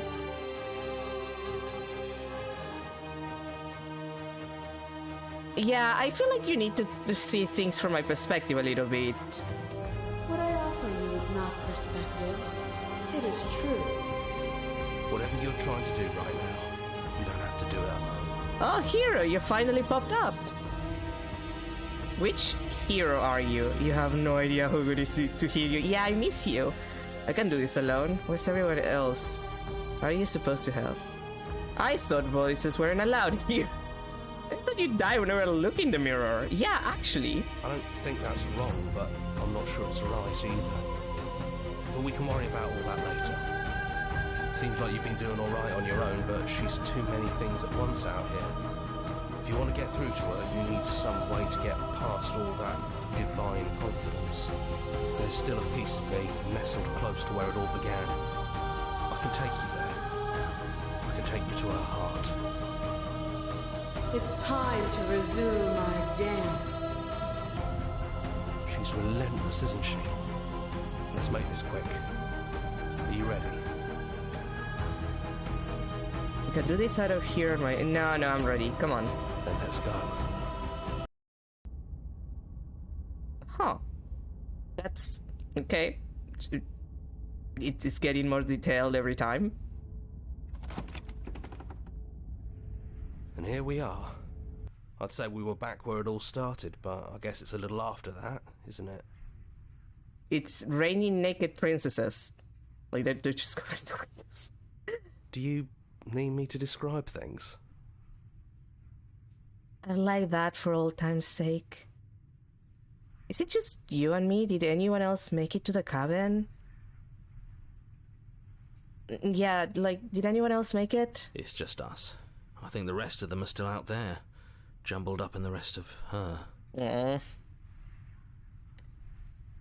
If the offer still stands, could you describe the cabin to me, for old time's sakes? Yeah, of course. Thanks. The interior of the cabin is, well, it's a cabin, yeah? There isn't much here, just a table and a knife and a door. And some windows. Full of naked princesses. There's no mirror, either. I think you broke it. And I know you're still trying to find some middle ground, but if things go south, we're going to need that blade. Is the narrator really gone? Yeah, it's dead silent in here. Whatever it was that was left of him, I don't think it could handle you waking up to godhood. Pretty sure he got obliterated. Oopsie. Good riddance. I don't actually know how to feel about him being gone. It's funny, after everything he put us through, I'm kind of sad to see him go. Yeah, a little bit. Yeah, it's complicated. He put us through hell, but he's been part of us since the very beginning, hasn't he?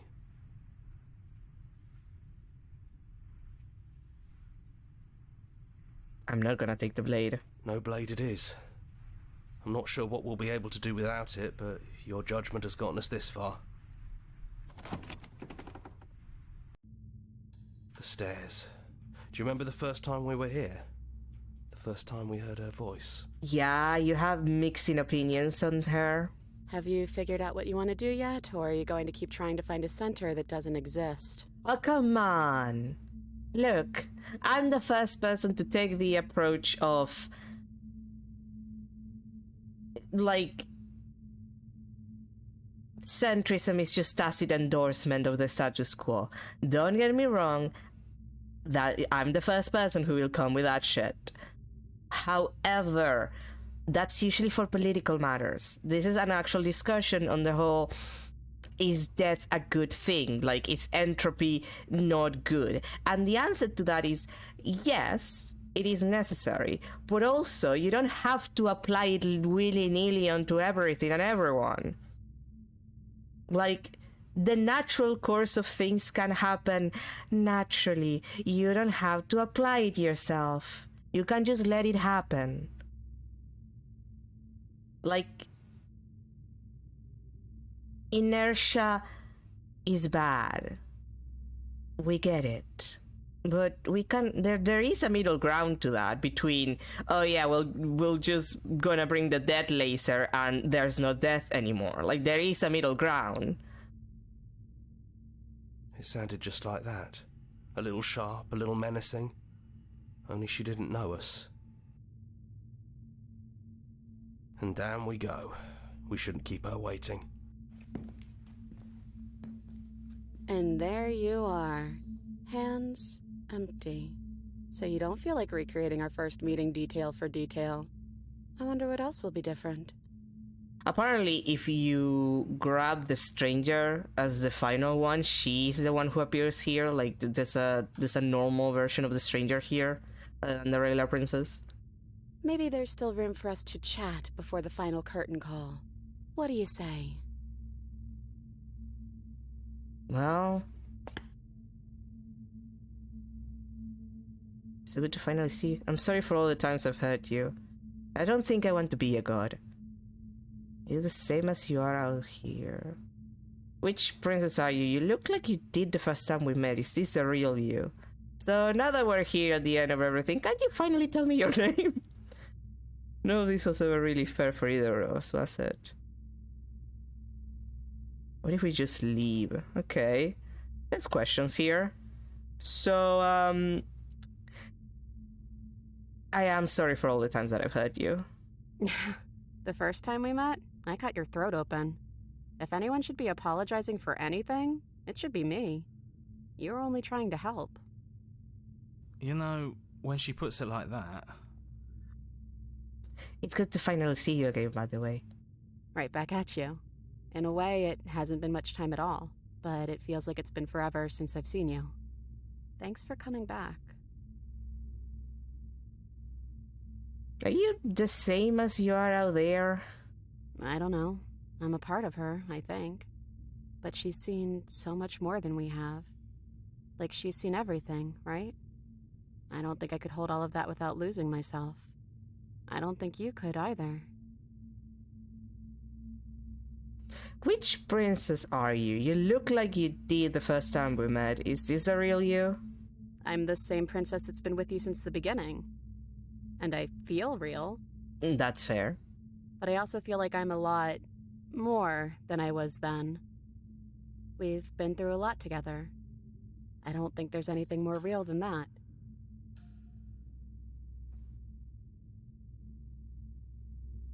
So now that we're here at the end of everything, can you finally tell me your name?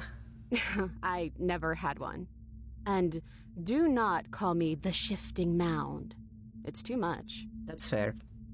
But I've always been a princess to you, right? So why don't we stick with that? And as for you, well, hero works for me. Aww. But that's me.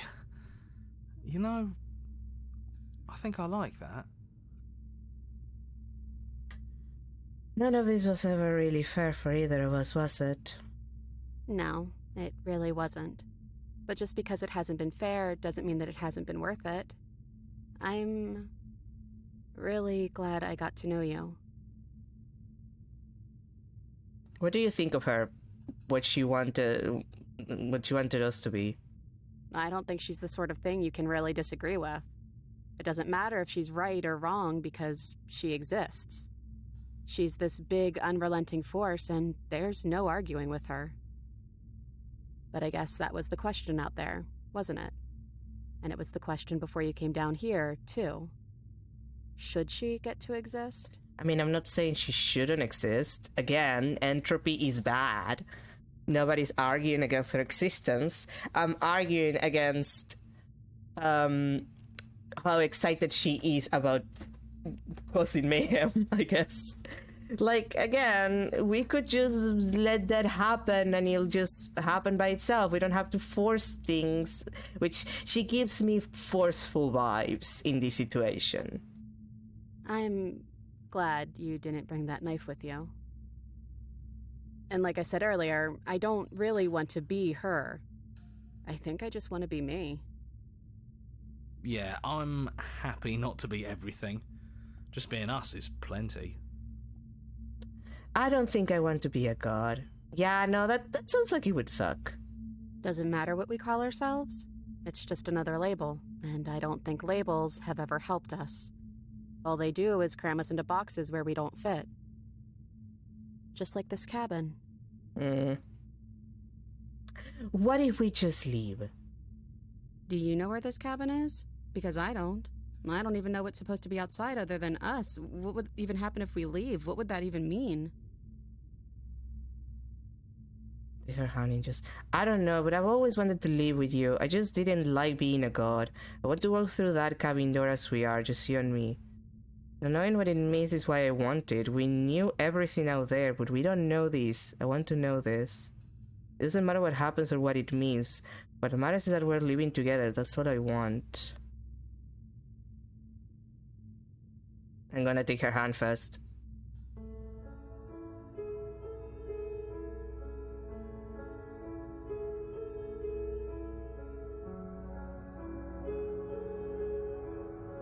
Yeah, I want to know this. I guess when you put it that way, I want that too. Aww. I think I'm going to stay right here. Whatever you're doing right now, wherever you're going, it feels like it's for just the two of you. You sure? Because I have space in my brain for you, it's fine. Are you going to be okay alone? Yeah, I'm not sure I'll be alone for too long anyways. The others are still around here somewhere. I'll find them. Well, let's leave the fuck out with the princess. Handclaps together, you and the princess leave the basement behind for the last time. It's quiet as you ascend, a comfortable silence filling a space that used to be flooded with violence and words and noisy thoughts. But there is an energy in the silence, an electricity, the anticipation of the unknown. At the top of the stairs, the princess stalls, eyes fixed on the cabin door. You feel her hand tremble in yours. She's unsure of herself for the first time in her long and short existence. She has no part to play anymore, and she knows this, yet she still is. And then she crosses the room to the door outside, pulling you excitedly with her. This is it. I have no idea what it's going to be like out there. Not that I'm scared or anything. It's exciting, really. Anything could happen. I know. And if it's bad, then it won't be bad. Not with you. Who's going to open it? Neither of us knows what's going to be out there. Ah, what the fuck? I love you. I love you, princess. I love you too. Hell yeah, she likes me. But I'm trying not to be sappy about it. Don't make me get all emotional. Oh, come on, then read this for me.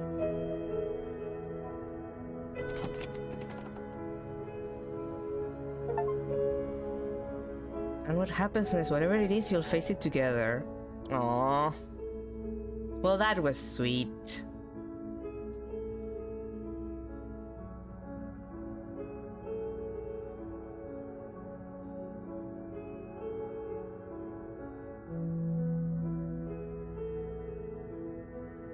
Like, I don't know, that actually got me a little bit. It's just kind of sweet.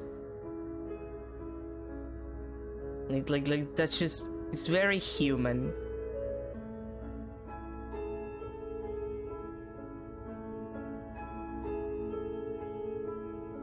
This game is great. Like that's all I can think about. Like this was absolutely worth it.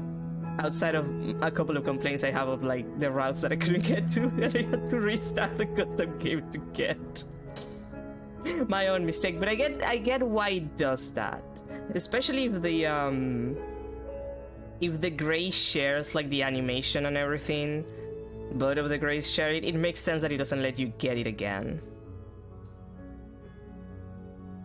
But yeah, that was great.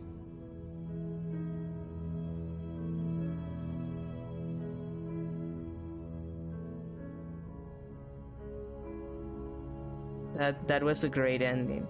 We don't have time to try another one.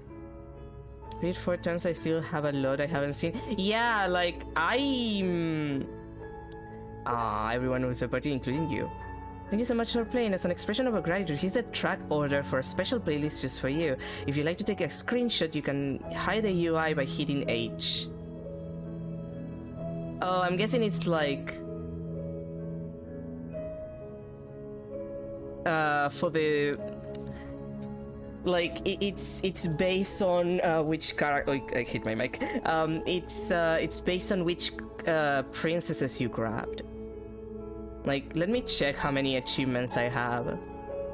I have 74 out of 131. So yeah, there's 50 something achievements I don't have. Which yeah, this game is gigantic. Like, there's a bunch of little stuff that you can do that I just either didn't know how to do or didn't choose correctly. And now that you've finished the full story for the first time, you've also unlocked the gallery. You can access it from the main and in-game menus under the Memories tab, and it's full of clues that will help you find and discover vessels and interactions. Happy hunting! In Discord, join the mailing list, subreddit, follow somewhere else, make your playlist, play your other game. Just return me to the main menu, please. Let me check the gallery. No, not Rosette Gallery. What's the gallery? Memories here. Oh, it does mark you. The Hero and the Princess. The space between vessels. Oh, this I haven't.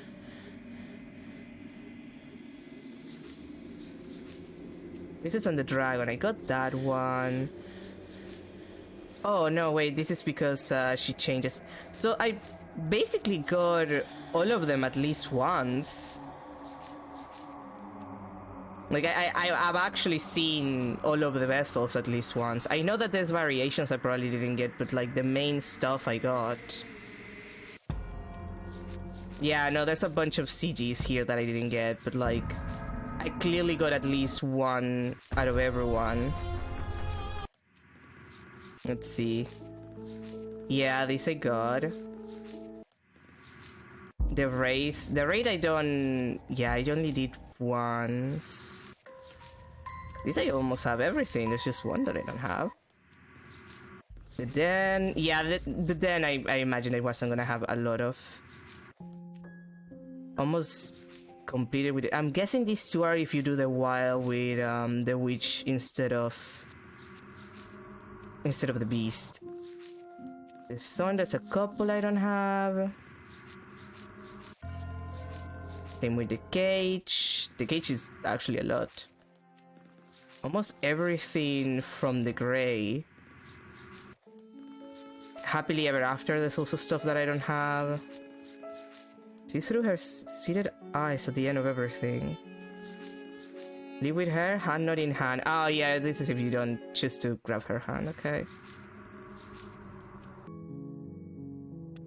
I do wanna try...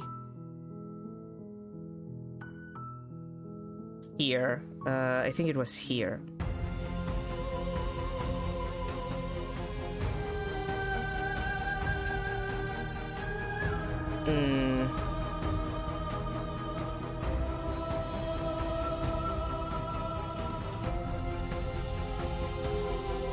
Yeah, let's leave. Let's do the ending where we leave. Nothing brings me greater joy than to hear those words. The final piece lies with you. Free yourself. Okay. You fall into yourself. The body of an ancient creature stirs from its hibernation, and you feel sensation in limbs you once couldn't fathom. Everything here, except for her, is you. You feel your wings spanning a cosmic scale, but twisted and crumpled and bound in agonizing tension to a finite plane.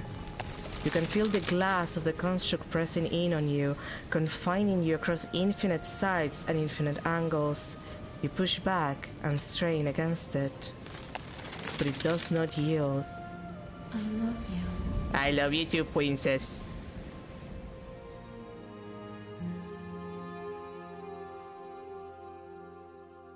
All at once, the unyielding tension breaks.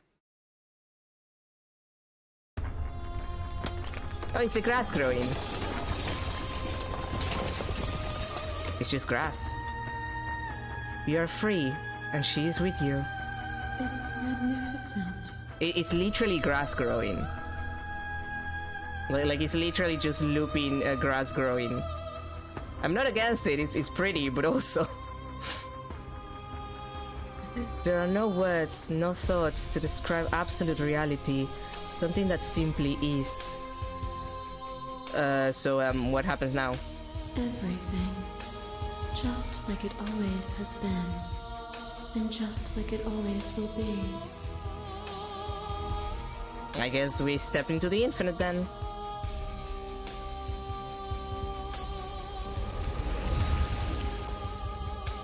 You and she step forward into 1,000 dawns and 1,000 sunsets, each of which contains 1,000 more. You exist, and you are aware, just as you have always been, and just as you will always be. The conflict is in your nature, the two of you will never be alone, and the two of you will never know fear. You and she are finally home.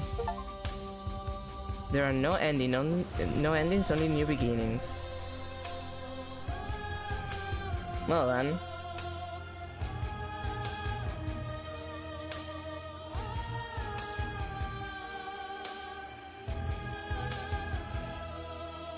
We can move through these. I would like to see other stuff.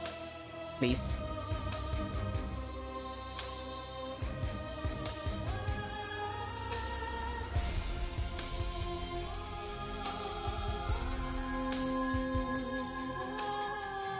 Return to the main menu. Let's load.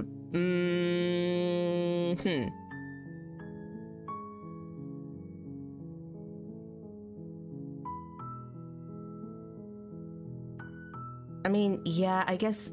Look.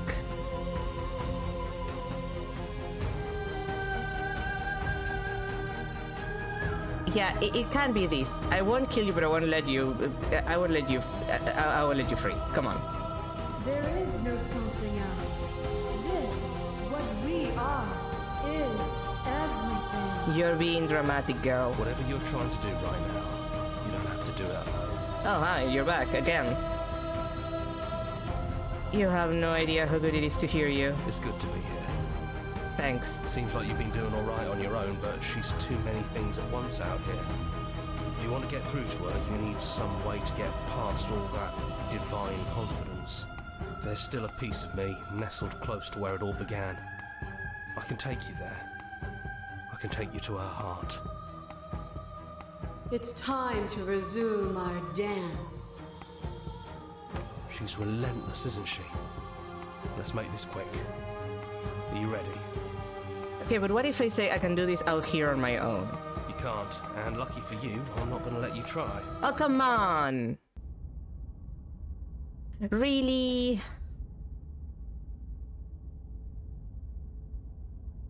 That's unfair.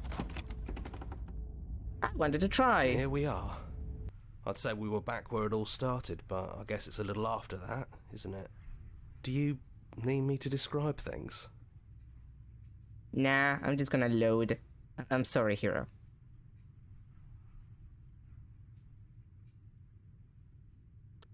Actually, what if I try to argue her, argument, instead of, appealing to her humanity, what if I try something else? I just wanna check a couple of variations before we're done with the stream.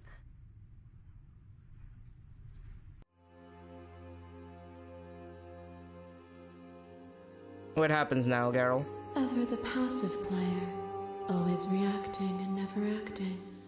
But it's woven into your nature, isn't it? Eh. When the echo spun us from one into two, he gave you a choice and me a role to play. I am not death, but I contain it in my multitudes. So, will you attempt to destroy me and bring about a world devoid of death and the possibility of meaning? Or will you open the final doors to our liberation?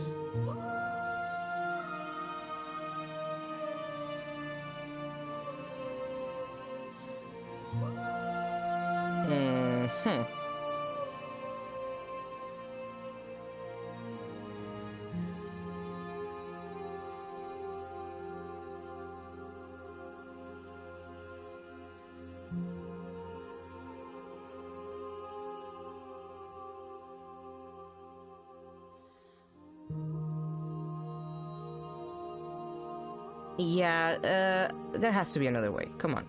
If you're saying that, it's because you don't yet understand. But we cannot use words alone to grasp at things that words cannot express. And you cannot rationalize with logic that which defies it. Violence and passion are dances that both of us know well. If this is what it takes to enlighten you, then so be it. A thought is a vine, and some thoughts nurture thorns that bleed the soul. Yeah, we've been here. Endless growth that blots your vision and strangles your trust. Yeah. When I succumbed to myself, you patiently stood by me and cut the thistles that rooted in my skin. Your compassion is what freed us both. But compassion is a thing that must be nurtured, and you cannot nurture that which cannot change. Let's see. I give you independence. To get her perspective.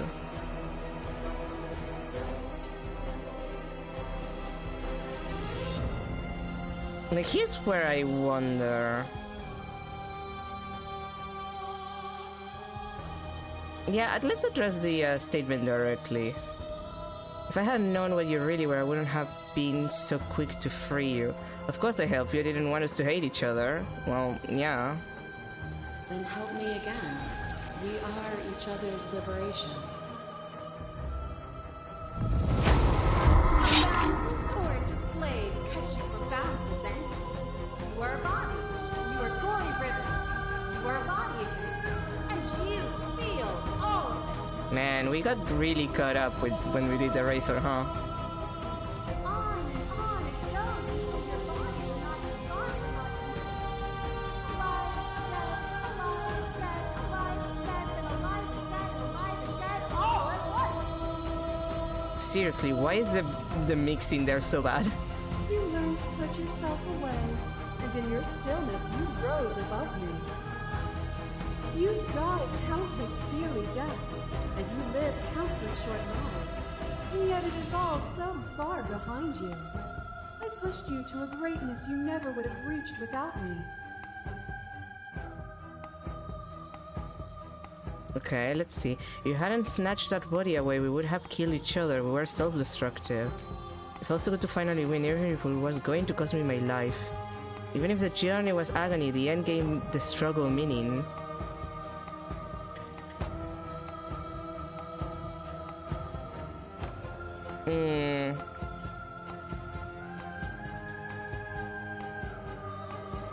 Yeah, we're kind of self-destructive, to be fair. Were we self-destructive, or did the beauty of our dance reach beyond the shadow of death? It was lethality that made us what we were. Girl, you literally killed me countless of times. All of the voices were there. That's how much you kill me.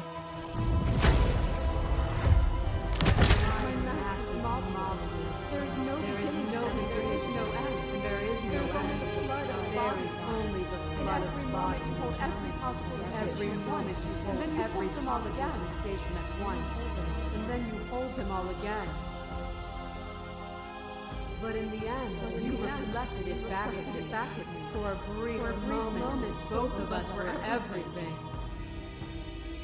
We can be everything again. We can weave a beautiful and endless song.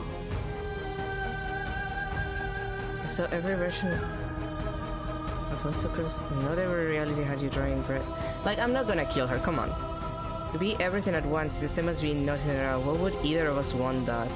To contain everything is to contain every evil alongside every good. Can we not shut the confines of our own selves and create? I couldn't understand you then, but I think I understand you now. You seem in pain. I'm sorry for what I did to you, but it was the only thing I could do.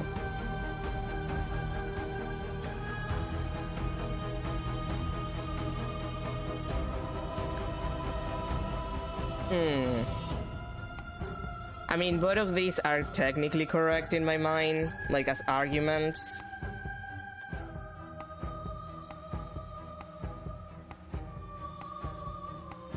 In my opinion, it's like, maybe we should chill it with containing everything. Like, death is fine. Death is a necessary part of, like, life, but...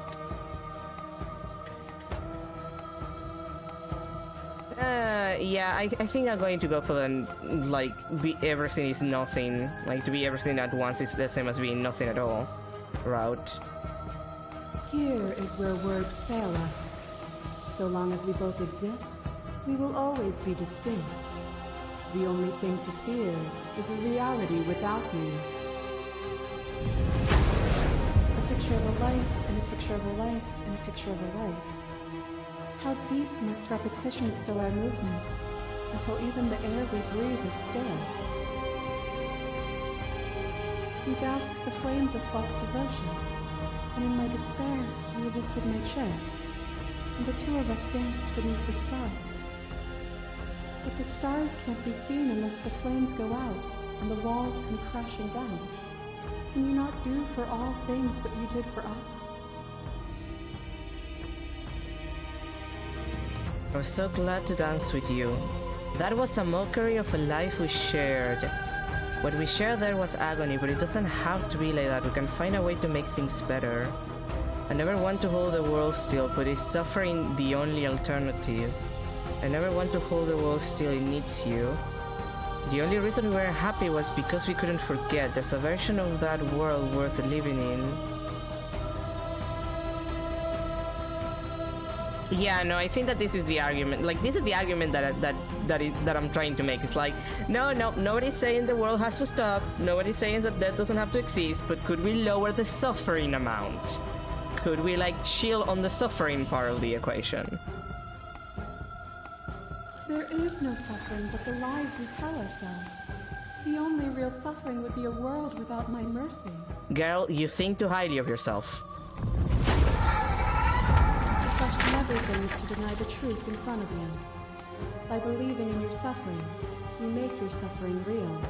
By believing in your limitations, you placed a shackle on your neck.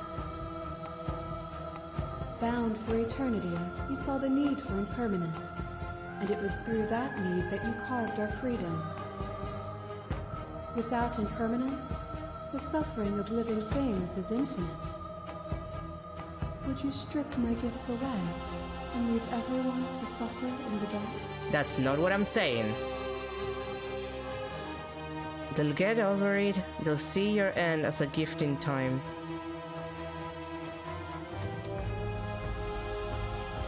No, that would be torture, literally. It would. Our purpose is to be and to experience, and their purpose is the same. To be permanent is to cease. To be paused is to be trapped. Look, see, I'm not disagreeing with you. I just think that we could have a less hands-on approach on it. As the clash between you abates, you begin to shake, your will rapidly dissolving. Nothing is immutable. Everything that is exists only in relation to everything it isn't. There is no constant. There is no center. Open your eyes and accept what we are. We can leave this prison together.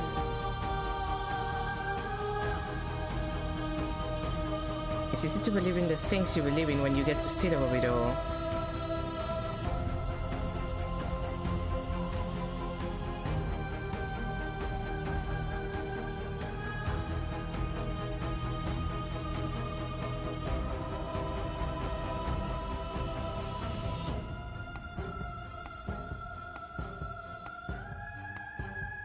Yeah, like, it's very easy when you get to sit above it all. It is from my vantage point that I can see the totality of truth. Ma'am, come on. You know what? I won't let you free. I'm not moving, I'm not killing you, and I'm not letting you free. There is no something else. This, what we are, is everything. Whatever you're trying to do right now, you don't have to do it alone. Really? We're going to get back to this? I thought voices weren't allowed here. Apparently that's not true, but we can worry about it later. She's too many things all at once out here. If you want to get through to her, you need some way to get through all of that divine confidence. There's still a piece of me nestled close to where it all began. I can take you there. I can take you to her heart. Well, maybe I can reason with her more easily. It's time to resume our dance. Not now. She's relentless, isn't she? Let's make this quick. Are you ready? No. Too bad. We're going. Now. Let's see if I can actually reason with her a little better. I might have a chance. And here we are. I'd say we were back where it all started, but I guess it's a little after that, isn't it? Do you need me to describe things? Yeah, I like that for old time's sake. Yeah, of course. The interior of the cabin is, well, it's a cabin, yeah? There isn't much here, just a table and a knife and a door. And some windows. There's no mirror, either. I think you broke it. And I know you're still trying to find some middle ground, but if things go south, we're going to need that blade. Let's save just in case that it's gonna be slightly different. I guess I'll take the blade. That's probably for the best. It's always seemed to give us more options than not. I don't want to kill her, though.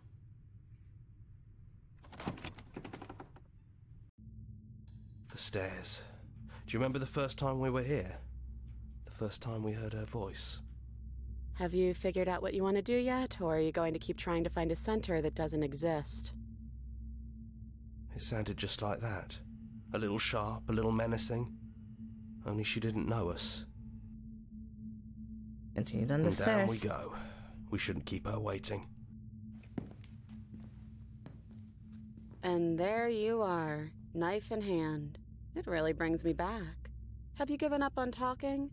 Have you finally decided to kill me? No, it's just for aesthetics. You'll have all of eternity to yourself after this. Why don't we chat a little before I go? Nah, let's sit.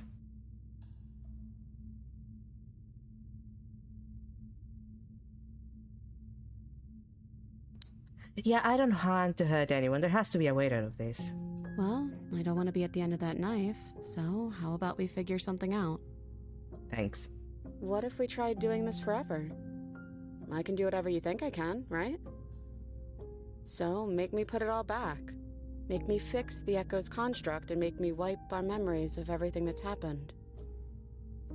Make me send us back to the beginning, before we woke up. Before either of us saw the truth. Can she really do that? Are you sure that's what you want? We're ready to do anything to help them, the people out there. If you continue to exist, then they continue to die and suffer.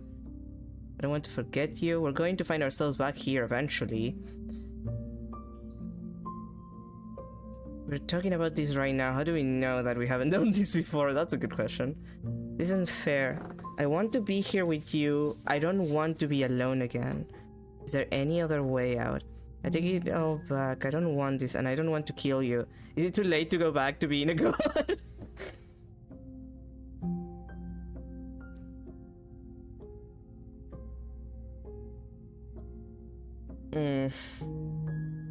Yeah, we are going to find ourselves back here eventually. And if we do, nothing is stopping us from making the same choice. We could just keep doing this forever. And it would suck. And also, I don't want to forget you. That's sweet. But unless you do, the whole world ends, right? Not like I care, but it seems important to you. Nah, this isn't fair. Neither do I. But we won't be alone for long. I'll be right here, waiting for you.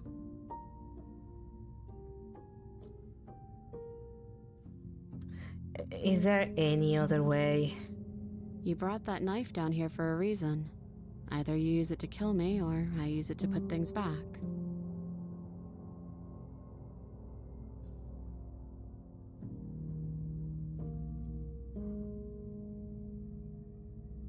Well, I'm not going to kill her. I shouldn't have brought the knife.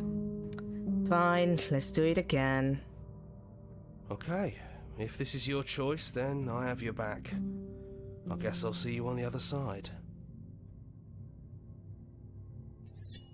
She takes the blade from our hand, a fondness in her gaze.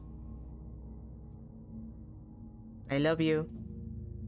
Oh, I love you too. Aww.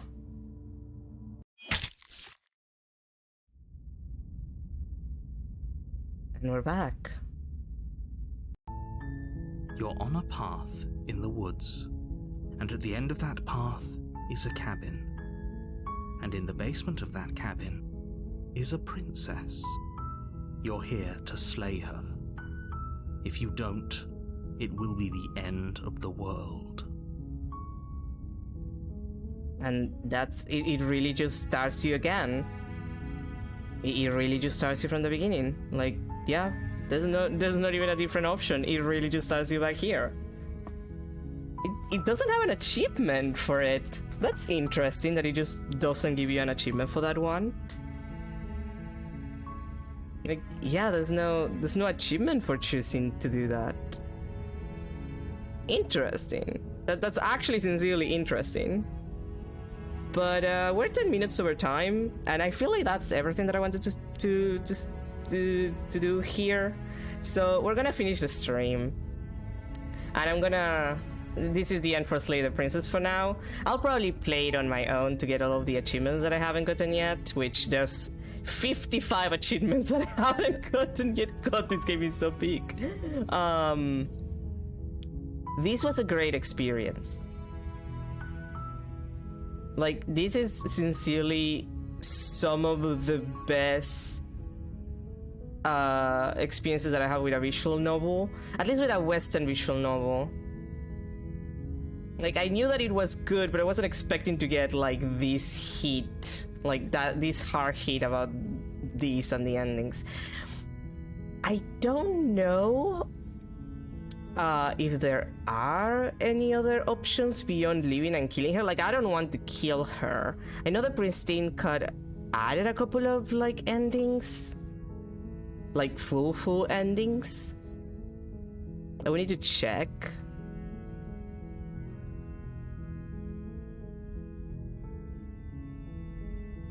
But maybe I just needed to get a specific, like certain specific routes for that. But yeah, that was a great game. That was sincerely good. I don't know how I feel about the fact that I got like that route with the Smitten, like the happily ever after round, like that kinda that was emotionally damaging, to be honest. Like, that was pretty emotionally damaging.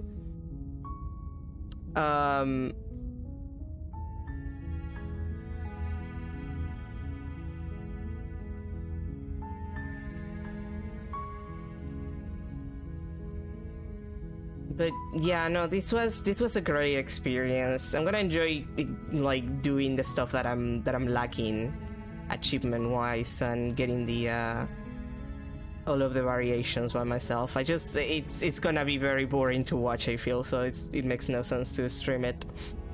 But yeah, I don't even know what to say. This was a great game. This was sincerely a great experience. It was just it hit very hard in places, and it was just sincerely touching in others. Just a very, very good game.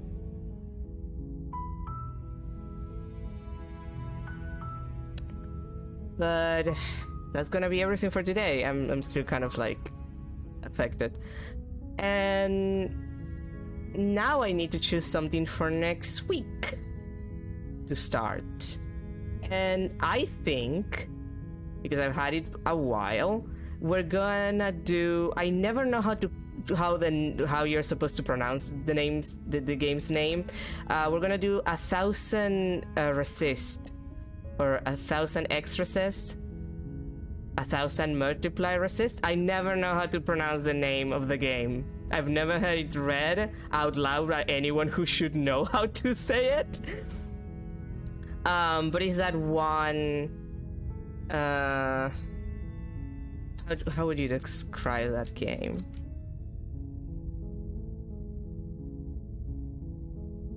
Like that sci-fi game that fellow traveler published. The same people who published Citizen Sleeper, you know. But like it's not the same developer. I don't remember the developer name right now.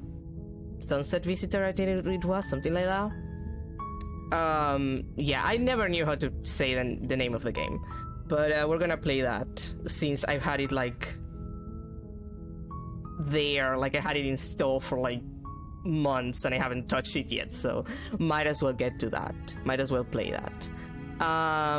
But yeah, this is the end for Slay the Princess. I'm gonna keep thinking about this for a couple of weeks, probably, and just feel things. I'm just gonna feel things about this for a while. But anyway, thank you everybody for being here. I'll see you next week for 1000 Exorcist, or however the hell that game is actually pronounced. Like, again, developers, if you're gonna name your video game something like that, could you give like a guide of how you're supposed to read the title of your game? I would love that. I would love if you did that. But anyway, have a good rest of your day. Have a good end to your weekend and a good start to the week. And I'll see you... Well, Friday night we're probably gonna play some Dave the Diver, admittedly, because they announced a DLC and there's still things that I need to do in the game, so I might as well emotionally prepare for the Dave the Diver DLC that is coming next year. And then on the weekend we're starting 1000 Exorcists, which I'm not sure how long it is, but it's probably gonna be like 3 streams, 4 maybe at most, give or take. I don't think it's super long. But anyway, thank you for being here. Have a good rest of your day, and I'll see you next week for that. And remember that death is an inevitability, but it's not bad. It's just how it is. And also remember that the Smithan is kind of an asshole. I'm sorry, like, that happily ever after route completely ruined the Smithan for me. Every time he appears, it's just like, yeah, go fuck yourself, dude. You ruined it for me. You ruined it for me. Boy, I'm just gonna keep thinking about this for a couple of hours, I swear. Bye, everyone.